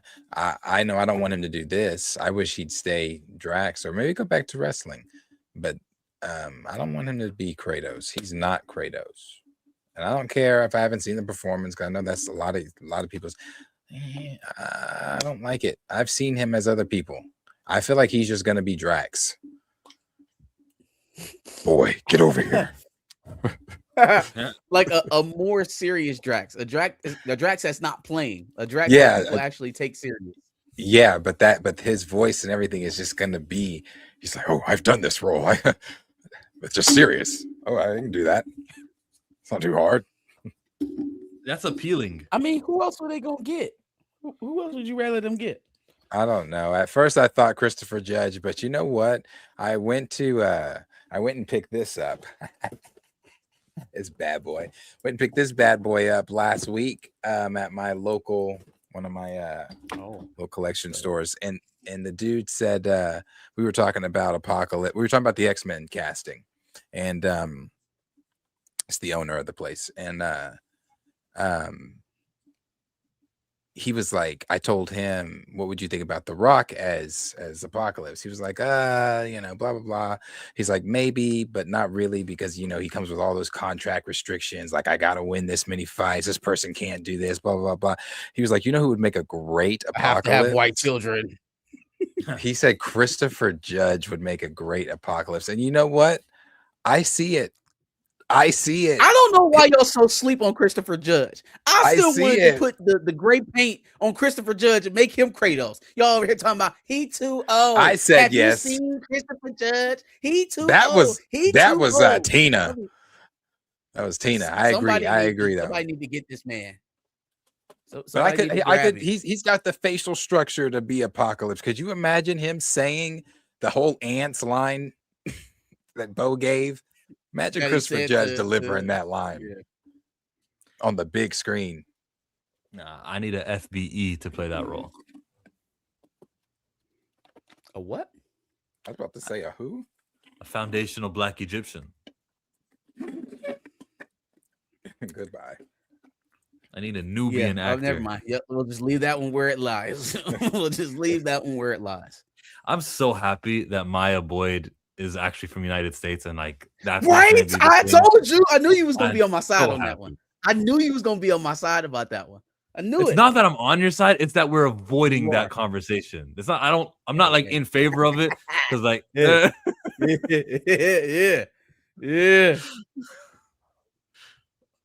What's next after the Kratos thing? We have the Magneto casting.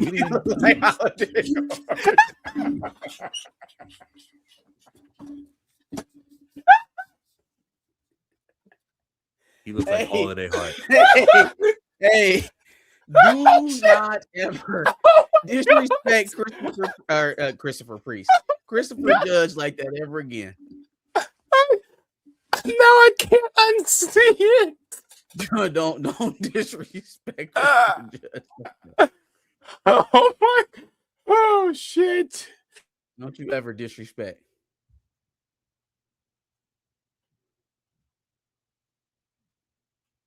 That was so funny. That was. Oh, that was a good one. That was a good one.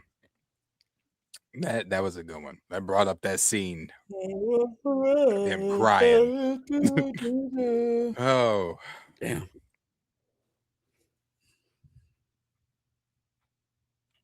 Okay. Yeah.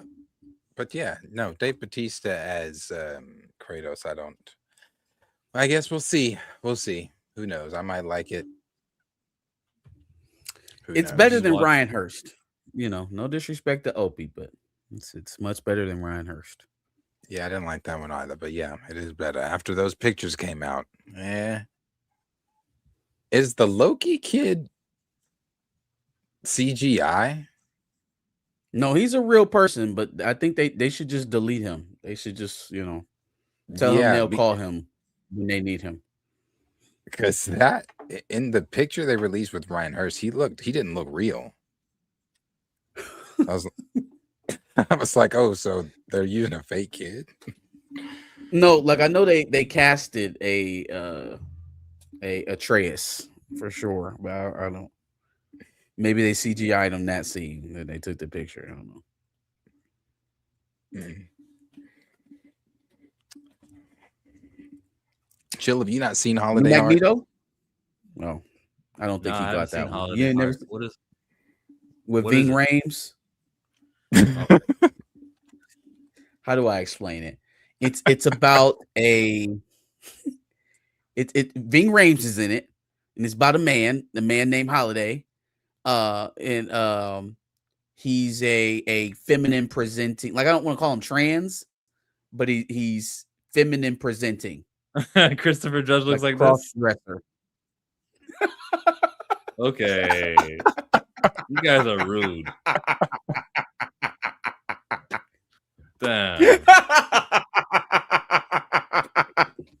Because I was gonna say, oh, Chris Judge was in this. Woo-wee. Yes, it did. Boy, BET used to play the shit at a holiday heart. Platinum on BET. Oh my god. Have you? What's his name? The light skinned dude. That sings. Done. What's his name? Dan Rue. Done. Something like that. Fuck. What's his name? I don't know. I can't remember. But his impersonation of. He was at the BET Awards. He won an award. I heard y'all's conversation about the BET Awards. BET Awards this year was actually pretty packed and stacked. Something they haven't been in years. But they actually had a pretty good turnout this past year. It's because Paramount is full of like racist people who. Never mind. Keep going. But he was there. Paramount probably had a lot to do with that. They had a lot to do with getting them celebrities in there this year. Just something was different about this year as compared to other years. You're all right about that. Yeah, that's just funny. Which one did you say? Magneto? Did y'all talk Magneto? Magneto. No, I didn't do Magneto. There's the Star Wars and there's the Magneto one. And I think like we haven't done Star Wars in so long. I was gonna start there, but yeah, Magneto's better. No, you can go there. You go Star Wars. Yeah, Star Wars is fine. Star Wars is fine. Remember when this once rich franchise was? I can't wait to do Star Wars. Now Star Wars is fine. We'll do that one. It'll take a few minutes. With that, Hayden Christensen's open to making a live-action Clone Wars show. I know that you and McGregor would love to do more with it. I've heard Natalie would love to come back. Sam Jackson, so you could get the band back together. So yeah, he said that on an Instagram reel. So my problem is how much story do we have to tell? Is this an Andor situation where we can only have around like 2-ish seasons to tell this story in this limited amount of space that we got? Because unless you're just straight up retelling all the Clone Wars stories, which would be way too long in live action, way too long, way too expensive. So my thought process is that they're probably trying to get in some hidden pockets where we haven't actually seen some of the stories that were told, or filling in gaps in between certain missions in the Clone Wars series. But how much of it, how far could we actually go? You know, how close to the present can we get before we have to pull this string would be my only worry with it. Yeah, I think it would have to be stuff we haven't seen, because there's no way. I mean, not to say that I wouldn't watch a retelling of it live action, but I think that's also pointless. No point to do that at all. So I think to just do some stories or something that we haven't seen, you know, one of the things we've never seen is that whole Anakin telling, you know, take it to episode 3, which obviously canon, but episode 3 telling Anakin telling Obi-Wan and not me, and not just thank me for saving your butt for the 10th time. And then Obi-Wan says 9th time, that business on Kata and Modia, that doesn't count. We've never seen that. It's kind of like the whole thing with Hawkeye and Black Widow. We never got Black to Widow, see what, where they'd be like, oh yeah, don't talk about Budapest or some shit like that. Never got to see what happened. Yeah. I could take that. So you could do that. Smooth 6-7 episodes, one season. But there's talk about Hayden maybe having a more of a long-term deal than that, which opens my eyes to other things than just the Clone Wars series. Oh yeah. Oh, I think like they can clone Vader and then say, Hayden, you play the cloned version of Vader. I think whatever is about to happen in Ahsoka season 2 with the Mortis gods is about to cement Hayden's role as a much bigger entity in Star Wars. What that means exactly, I'm not sure. I just know that there's been a lot of talk that he's going to be godlike. Do I like that? I don't know. It depends on how it's executed. Would you be opposed to a Vader movie at this point in time in the Star Wars? Bring it on. Now under Dave, actually, no, I wouldn't be. I'd accept a Vader movie for sure. That feels like the most valuable space they could use him in right now. Is a way to bridge the gap in between where we're at now and potentially where we want to be. This is a story. A Vader movie could be a story that's told in a period of time that doesn't affect backwards or forward. Like it could be a story suspended in time that doesn't affect anything that can make you millions of dollars. The easiest thing in the world. Just plug in the money printer, do a Vader movie with him hunting down some random Jedi that he actually catches and executes. Who knows? With him training Star Killer. He could be training somebody at a different planet. You could definitely use that. Definitely use Star Killer in there. That would, I mean, just putting Star Killer on the poster makes you $1 billion. People have been begging for that for years. So if they execute, then if they do shit that people actually want to see, they're great. They're golden. They're set for years. But Starfighter. But yeah, man, they've got to. I think a Vader movie could be great. Have you seen Theories Vader Part 2? Holy shit! Pull that up really quick. Pull it up really quick. That's amazing. No. This is amazing. It took him literally 12 years from part 1 to part 2, and I don't know all the workings behind, what it takes to make a movie.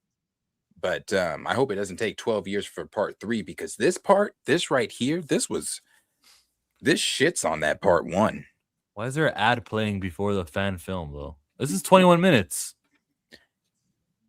Yeah, it is. Not happening. Well, let's do this tomorrow. Next week's stream, we'll do a viewing of the Vader. Then film. fast forward it a little bit to that would spoil it though. That's true. However, this is great. If you have time, chat. This right here is absolutely amazing. This is how Vader should be portrayed. This is how Star Wars should be in general.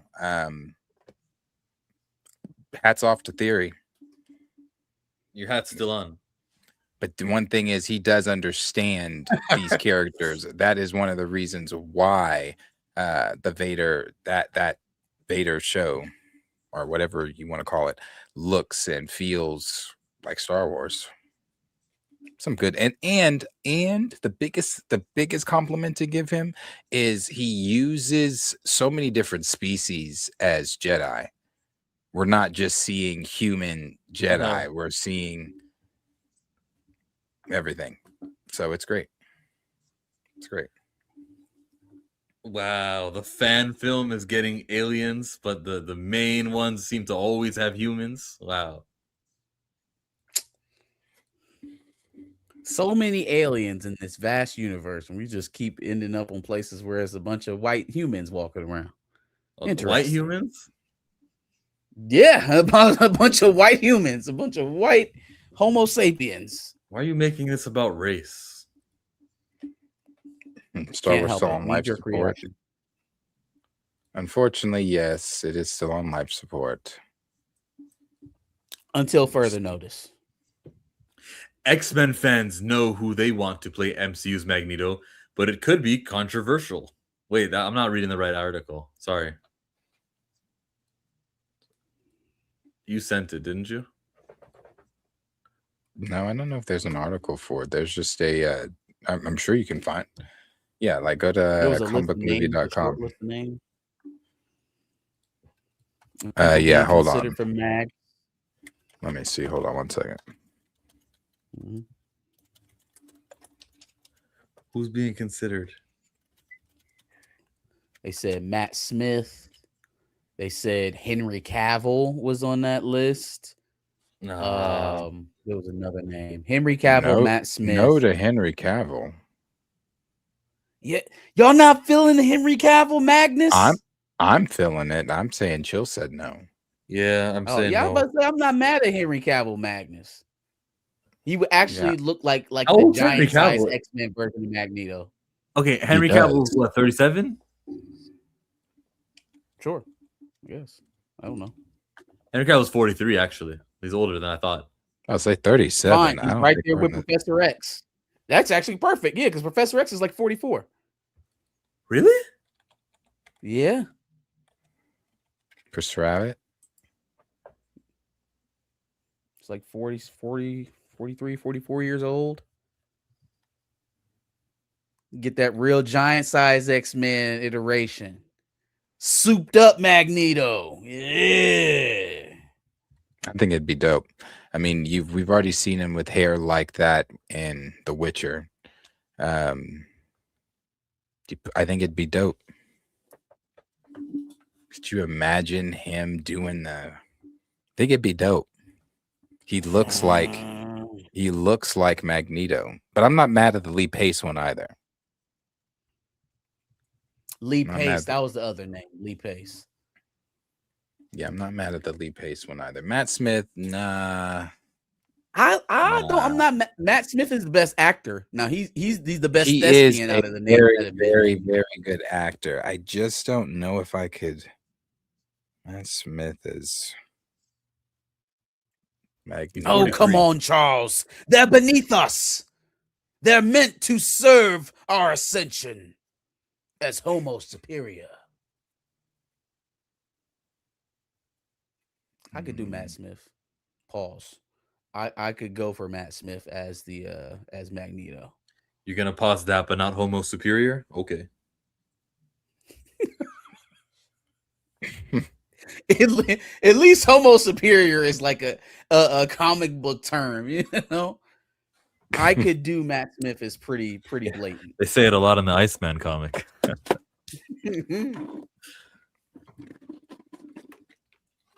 Yeah, I could accept Henry Cavill as Magneto for sure. For sure. He has the look. He's got the hair. He's got the trigger on Henry Cavill in the MCU. Pull the trigger. They did. He's a Wolverine variant. He is a Wolverine variant. You're right. No thanks. That was cool, but I need more. Can't just have him do that one little thing and be gone. Captain Britain. That's been like a thing for a long time, and I feel like it's the Krasinski thing. By this point, it's like once we get, even though I liked Krasinski in the role, but it's like once we get him, it's like. Actually, it's very much like Ryan Gosling with Ghost Rider. It is perfect casting, but it's just like I feel like that has just been in the universe since forever. Like if they were going to do it by now, they would have already done it. Yeah. Ryan Gosling's not a perfect casting. You don't think so? Ghost Rider? He's a bit too old to start for a superhero. I think he works. I think for Ghost Rider, his age isn't as much of a problem, being that when most people actually want to see him is going to be a flaming skull. Yeah. Most people aren't going to be looking for. Well, I mean, he is Ryan Gosling. He is giving face boy, so people do show up to see his mug. But at the same time, if you're coming to see a Ghost Rider movie, are you really, hard on to see Ryan Gosling's face the whole time? I don't think that's what you showed up for. As much as people who were watching Mando were showing up to see Pedro's face. Yeah. Yeah. But according to, him, that only that was 7 minutes. It took them 7 minutes to convince Kevin Feige that this movie needed to be made next. Ain't that some shit? Year. Ain't that some shit? They just bust up in the man office and say, hey, we're here. We want to make Ghost Rider. And Kevin's like, absolutely, guys. Let's do it. Absolutely. And what did that guy say in the video? I would love this country too. Yeah. Sean said Gosling came to him, pitched him about 7 minutes. He said, or pitched him the movie. Said they went to Kevin Feige, took about 7 minutes, and they were just like, yeah, let's do it. Let's do it. I wonder what it's about. It's not an origin. They did say that. Ghost Rider? It's not an origin. He's already been It's Ghost probably going Rider. to play into Mephisto in some way, now that we know he's in the universe officially. They said he's in it, but he's not the villain. He's probably not the main villain. He's probably not the main guy. But what a waste. What a waste that 2022's Loki was. What a waste that all of the Mephisto rumors and WandaVision, just a waste. You sitting up there browbeating fans. You got your proxies out here on their channels, blowing it up like it's just conspiracy theories. And then a few years later, you turn around and do it in Ironheart like this was never the plan, like this was never part of the roadmap. Just absolutely no foresight whatsoever. Well, None. Thankfully, Secret Wars can just solve everything, and just this is the rules of the universe. Ghost Rider, Penance, Stare, all that, anything. Go. Yeah, I don't think we'll ever see Dominic Thorne as Riri Williams again. Well, first of all, Dominic Thorne was heading on 30 by the time that they got this series out. You're Like right. I always said that she was older to be playing some teenager in her first couple of years in college anyways. They took too fucking long getting the project out. That was part of it. Then they didn't market it. That was the second part of it. So there probably wasn't ever going to be a life for Ironheart, unfortunately. I bet when they do Magneto, they'll market it. I bet they'll cast appropriately. Yeah, absolutely. They're casting way too young. If they're getting 40-year-olds, that's way too young for Magneto. I'm not saying he needs to be 100 because he has to have the same origin in living in Germany in that era. I'm just feeling like the Magneto character needs to be 50, north of 50. I mean, I would have said the Doesn't same mean they thing can't about make him Professor look X. 50. But Does it really matter if the actor is 50 or if he can portray a 50-year-old and look the part? Yeah, that's more Henry important. Cavill don't look nothing near 50 though. He barely looks his own age. Yeah, but You know, Magnus he's a very also, young 40-year-old. I know it's animation, but Magnus don't look 50 in 97. No, that's true. I'm down for a Henry Cavill track casting. You know, it's just going to be a different iteration to what it would be different to even Michael Fassbender. Like we have never had I'm for that too. A Magneto with physicality like that. Like, yeah, that would be a different presentation for sure. I'm also in agreement with everybody on that petition, just to bring Fassbender, because I thought Fassbender was a great Magneto. Felt like we didn't get enough with him. Whole MCU with all this great shit that you can do with him. So yeah, that would have been cool. You still can. You just could say that, well, there was a time jump or skip or something happened in all the years where you got to Magneto's work back. him into Weapons X somehow. Work him into Weapons X and give him the shot and say that it elongated his life or something like that. That'll probably do it. Because this is comic book stuff. They can easily make it so he was born in year 19, whatever it was. The one thing I do know though, for sure, and y'all can take this shit to the bank. Mark the day that you heard it, 1 a.m. on 8/21/2026. The one thing they will not make him is anything other than an Ashkenazi Jew. They will not say that he is, you know, a Hasidic Jew from New York. They won't say that he's an African Jew from Northern Africa. He will be, excuse me, an Ashkenazi Jew. He will be of the same bloodline of those folks who had descendants lost in the Holocaust, for sure. They won't go any other, because I seen that in some of our comments when we were talking about it on Sunday. They're like, oh well, he doesn't have to be an Ashkenazi Jew. I don't think y'all are paying attention. He will absolutely be a descendant of the Holocaust, if not a direct result of the not a result of the Holocaust, but directly involved in the Holocaust himself. They won't strip that down that far, for sure. for reasons. Okay, I think my channel's safe. Until that, come on, Marcus. My God, you have to end it with the 4 reasons. I think my channel's safe though. I think so. For reasons.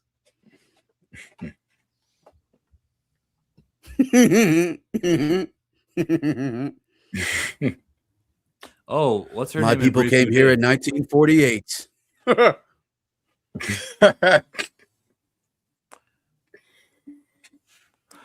James Norton as man. Who's James Norton? Anybody know? Who's James Norton? I know the name. Let me see the face. See the big guy who had the carpool karaoke talk show? Carpool James karaoke. Norton. Oh, James Norton he plays House of the Dragon, Lord Ormond Hightower. Yeah, I mean he's a redhead. First of all, gotta throw a slap of wig on him. Maybe he's definitely younger than Cavill and the Professor X guy. He's not. I don't think 41. he's in his 40s. No, he's 41. 41. So just a little bit younger. Or is there fan art of him as? Because see, they have fan art of everybody else. Is there fan art of him as Magnus? Magnus. Have you seen the fan art of Christopher Abbott as Professor X? It looks great. Good. It looks great. Yeah, no, it looks great. He looks like once they shave his head and hold on, let me pull that picture up. Once they shave his head and everything. Yeah, Raymond, they not doing this. They not doing this for sure. Certainly would be a take, but they absolutely will not. Maybe Daily Wire will. And then if that's the case, Magneto gets killed. I can't believe I played that Daily Wire trailer too. Like, I should have paused it and said, "No, we're not giving this airtime." What? Because no one's gonna see the movie. The trailer's gonna get the one that gets millions of views, and that'll do the damage. And that's the image that you get. That's what they wanted the trailer to play. Damn, Jonathan. Damn. Well, he can play a villain in Marvel. Kang the Conqueror kills genocide every time he kills an incursion or breaks a time branch or something. Kang This the Conqueror person is not evil made there. to look like a villain. No. This person is made to be a hero. Like, Jonathan Majors just playing another villain. Has he done an interview yet? Well, I don't know where he's promoted, but I want to hear him explain. I see what the reason I took the role is this. I don't even believe in these views or well, it's been really rough to be conservative now. It's almost the C word. And I think that, me coming from Texas, I want to hear what his opinion is. What, like why he did that shit? Hey, man. Hey. I can't call it. He might as well get up there and be like, hey, man, I got bills, bro. I got bills. It's probably the only answer I would accept. But if you get up there and start tap dancing for Ben Shapiro and start talking about, yeah, I mean, it's not a safe place for Jewish people or conservatives, I'm going to throw the fuck up. Probably be that one. Would probably be what he does. I remember during when I cared, that time period, that his ex would post things online, free Palestine, this and that. So maybe he is like, man, F them. Because his ex was posting. The man put himself and his political affiliations with Satan to spite Grace Jabari. Now that's some deep level hate. That's some deep level hate for sure. Deeply seated. Let's get these soup. Here you go. Okay. There it is. Doesn't look that. Rex. I think it looks like him. Okay, looks great. Yeah. Not bad. Now all you just got to do is cry, yell Magnus. Magnus, no! Listen to me. We can still save them, Magnus. Only a Floating fool wheelchair? invites his enemy to dinner, Charles. We have to try, Magnus. Try if you must, Charles. How will they ever How? see us as equals if we just continue to rule over them? That's when he just says enough. Then the wave. You know how there's no moments like that to do with X-Men 97 season 2, and that interesting? Outside of yeah. Apocalypse thing. Yeah. Good for Professor X. Finally, an American Charles. I think he's Caribbean, according to Tina. Tina said he's from the West Indies.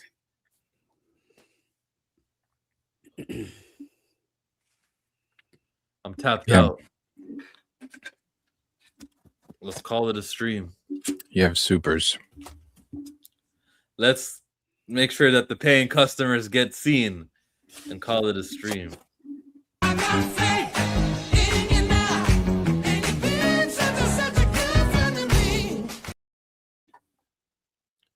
I said, when are you coming to America, Chill? Have you ever been here? That's that private life shit that I don't like talking to you guys about. Mind your own business. About where you've traveled to? You can't tell us if you came to our land? You don't need to know if I came to your land, my land, any land. Nope. But when are you coming to America? Canada before. Nobody asked. Okay, buddy. I might do, like we said, I might do a dream con. I might do, I don't know. But like if I did come for Chillmonger related things, it'll have to be like at some sort of like event type thing. At WrestleMania, maybe. Oh. Chill on a watch list or something, y'all. He capping. That's why he don't want to tell us whether or not he been here. He don't want to alert authorities. He don't want them watch lists. One of them do not travel joints. Yeah, see, now I get it. Now I see. Oh, I can't travel. So, okay. Yeah, he be coming over here illegally. They're eating our cats. They're eating our dogs. They're jumping the border from the north. I take your cats. I take what's mine and take some more. It rains, it pours, it rains, it pours. Yeah. It rains, it pours. Because why am I getting a shot from battery? Why Chill shirt look like he just lost a fight? I don't know,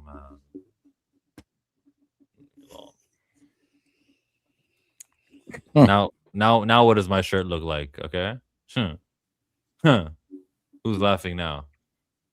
Mwahahaha.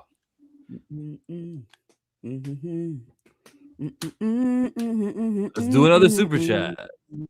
2 cups, toast up with the game. From full steps to a whole nother domain.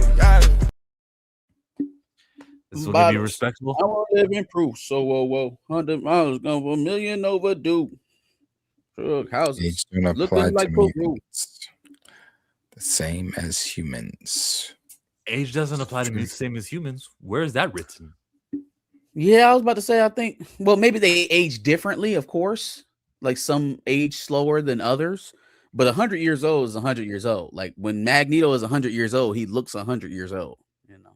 But even if they want to implement this and just say, oh, those are the rules, humans age faster.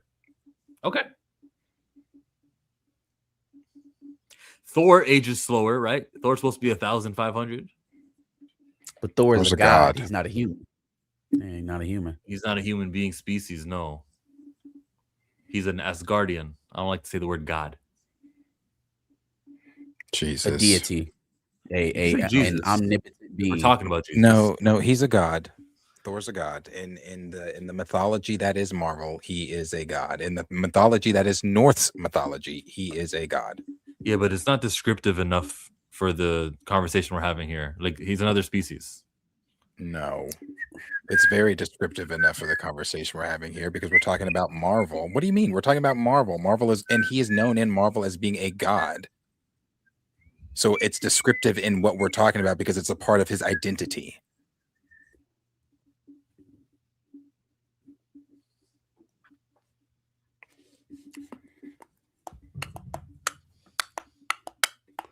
Glad you know. Now follow all of them. We're gonna start putting them up on the board. Chill has a lot of rules. Yeah, yo. You guys can't say the word T'Challa Jr. You have to say Toussaint. That's rule number 1. What else is there? What's another rule?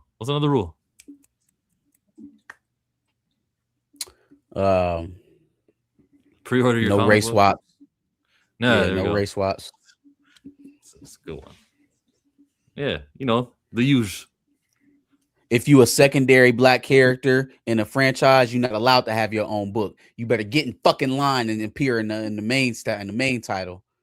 Yeah, nothing ghetto. we don't want no ass shaking, no drug dealing, no weed smoking. Y'all take that shit on somewhere and read a Bible. What else we not doing over here? We not doing no black movies for international audiences because international audiences are racist. Okay, we do black movies domestically where they will be safe and they will be loved equally. When did I ever say that? Wasn't that your whole thing for Michael about international audiences and racism and how I'm not saying don't do them but I never said don't do them for the international audience. That they go to the international audience is incredible, and slowly by slowly we're gonna chip away at some of the racism and bigotry that exists there by these black movies appearing internationally. I'm just saying that they have historically made less than they should be making compared to their counterparts. That's all. I'm not saying don't send these internationally. I think didn't Michael pass Bohemian Rhapsody internationally as well? Oh, if it did, that must have happened recently. I thought it did. It was close the last time we talked. Oh wait, hold on, wait. They didn't pass it. What it was is that they had a comparable amount. I think it was like 620 to 650. Only it was a smaller amount of Michael's percentage as opposed to a Bohemian Rhapsody. We ended up arguing about that for like 20 minutes. I remember being right about it and you saying you're right. You weren't right. Like it was like 60% of Bohemian Rhapsody's audience was international and they had like 650 million worldwide. Only 40% of Michael Jackson's audience was international and they got like 620. So like much smaller of an audience, a lot more money. That's not an opinion. This is like you can go to the website and see for yourself. Yeah, no, I'm saying we just talking about the numbers. That's all. Just talk about the numbers. That's all. Money. You just mad because your ass is old. First thing you do is just pick up the phone. Age doesn't apply to me. We just read that one. Okay, Snoop Dogg and Eli Roth have a movie coming out called Don't Go in That House. It's called Don't Go in That House. Oh. It's a comedy horror. Eli Roth Ice Cream Man was terrible. So Eli Roth and Snoop Dogg actually have a production company. Ice Cream Man was the first movie to come out of that production company.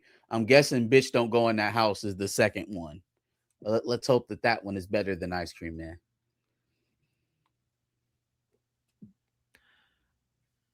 Oh, motherfucker. It's a 2005 movie. What is? Don't Go in That House. Maybe they're remaking it. I don't know. 2025. The trailer came out in 2025. It premiered at Toronto Film Festival. Oh, maybe it's not officially out. Yeah, but I'll say if it just premiered at a film festival, it may not have been released or like worldwide. Whatever. You said it premiered at a film festival in what year? In September 2025. Oh, okay. So like, didn't that movie we just saw about When I Go, Will You Miss Me? That movie also appeared at Toronto Film Festival and Sundance Film Festival, and now we're getting it. So yeah, Makes movies sense. take a while. They gotta find their home. Let's go. Oh, there's another super chat.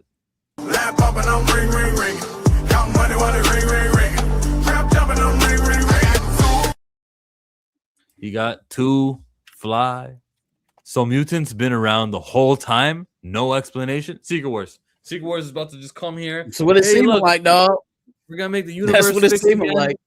Yeah. And I don't like, why was Jean Grey part of Spider-Man? I don't know, but Jean Grey was part of Spider-Man. No explanation. Don't worry. Secret Wars will just, here we are. Yeah. No, I mean, there's really nothing else to say. She just kind of appeared. It doesn't seem like there's going to be a rhyme or reason as to why either they're showing up now or weren't around during some of the biggest skirmishes in New York or the world, for that matter. Yeah, going to be just pretty much plot. Why weren't they here before? Plot. Why are they here now? Plot. Easy. So heroes win. The end of the Secret Wars. All the incursions are over. We need to create our universe again. Okay, let's create the universe. Let's have mutants in this universe this time. Okay, abracadabra. That'd be that.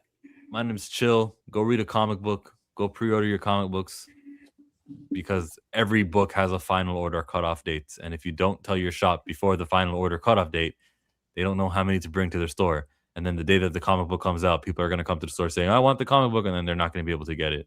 And then they're not going to be readers. And then when they're not readers, the book gets canceled. So don't just buy it off the shelf, you idiot. And I will continue insulting people on shorts. So check me out on Twitter and TikTok and Insta.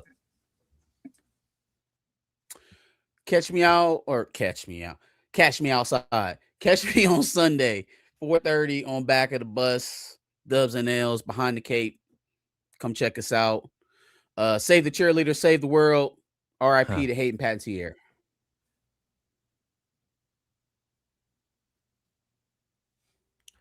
I'm should be live next week, the regular schmegular stuff. Oh, look, Chill. Another super. What do you know? That's awesome. Hey, sisters, soul sisters, better get that dough, sisters. We drink wine with diamonds in the. Will you watch Fall 2 in 2 weeks? Hey, Fall 1 was all right. I did see that. Are you going to watch it? Maybe. I haven't seen it to know what it is. Where can I see Fall 1? What streaming service? Shudder. Where did you watch it at? You seen it in the theater? No, I didn't see it in the theater. I watched it on my computer back when I had that website that was really good. Gotcha. Understood. Chill's like, legal watching? What are you talking about, brother? I have no idea. Maybe I did watch it legally. I don't remember. It was a while ago. I sent you a good site. No, I you sent got you it. two got good it. sites. You're right. I was asking him if he had legitimately sat down on HBO Max or something, but I will hit the site for sure. Are you the one who sent me this? Because this is where I watched Lanterns. I'm gonna put it in the private chat. You just tell me if yes or no if it's that website. You sent me that? Starts with a C? No, but I will be using this. Glad to help. Appreciate you, dog. Does it give you pop-ups like when you click play? Oh, okay. Yeah. So I hit the space bar. Pop-ups, some from time to time. They all have them to a certain degree. Just don't click. Use the space bar and you'll be fine. And use the arrows to go back and forth. I'm typically watching screen airplaying though to my phone, my TV. Okay. Yeah. I might watch Fall though. I might. Just depends on real life situations. So yeah. But thank you for everyone being here. Chill overly woke tonight. Absolutely, positively. Can never be too woke, everybody. Always. Josh. Hey, I've been watching y'all every single time on Thursday and Friday because I swear to God, y'all switch up every now and then. But rock out. I'm fucking with it. I'm out.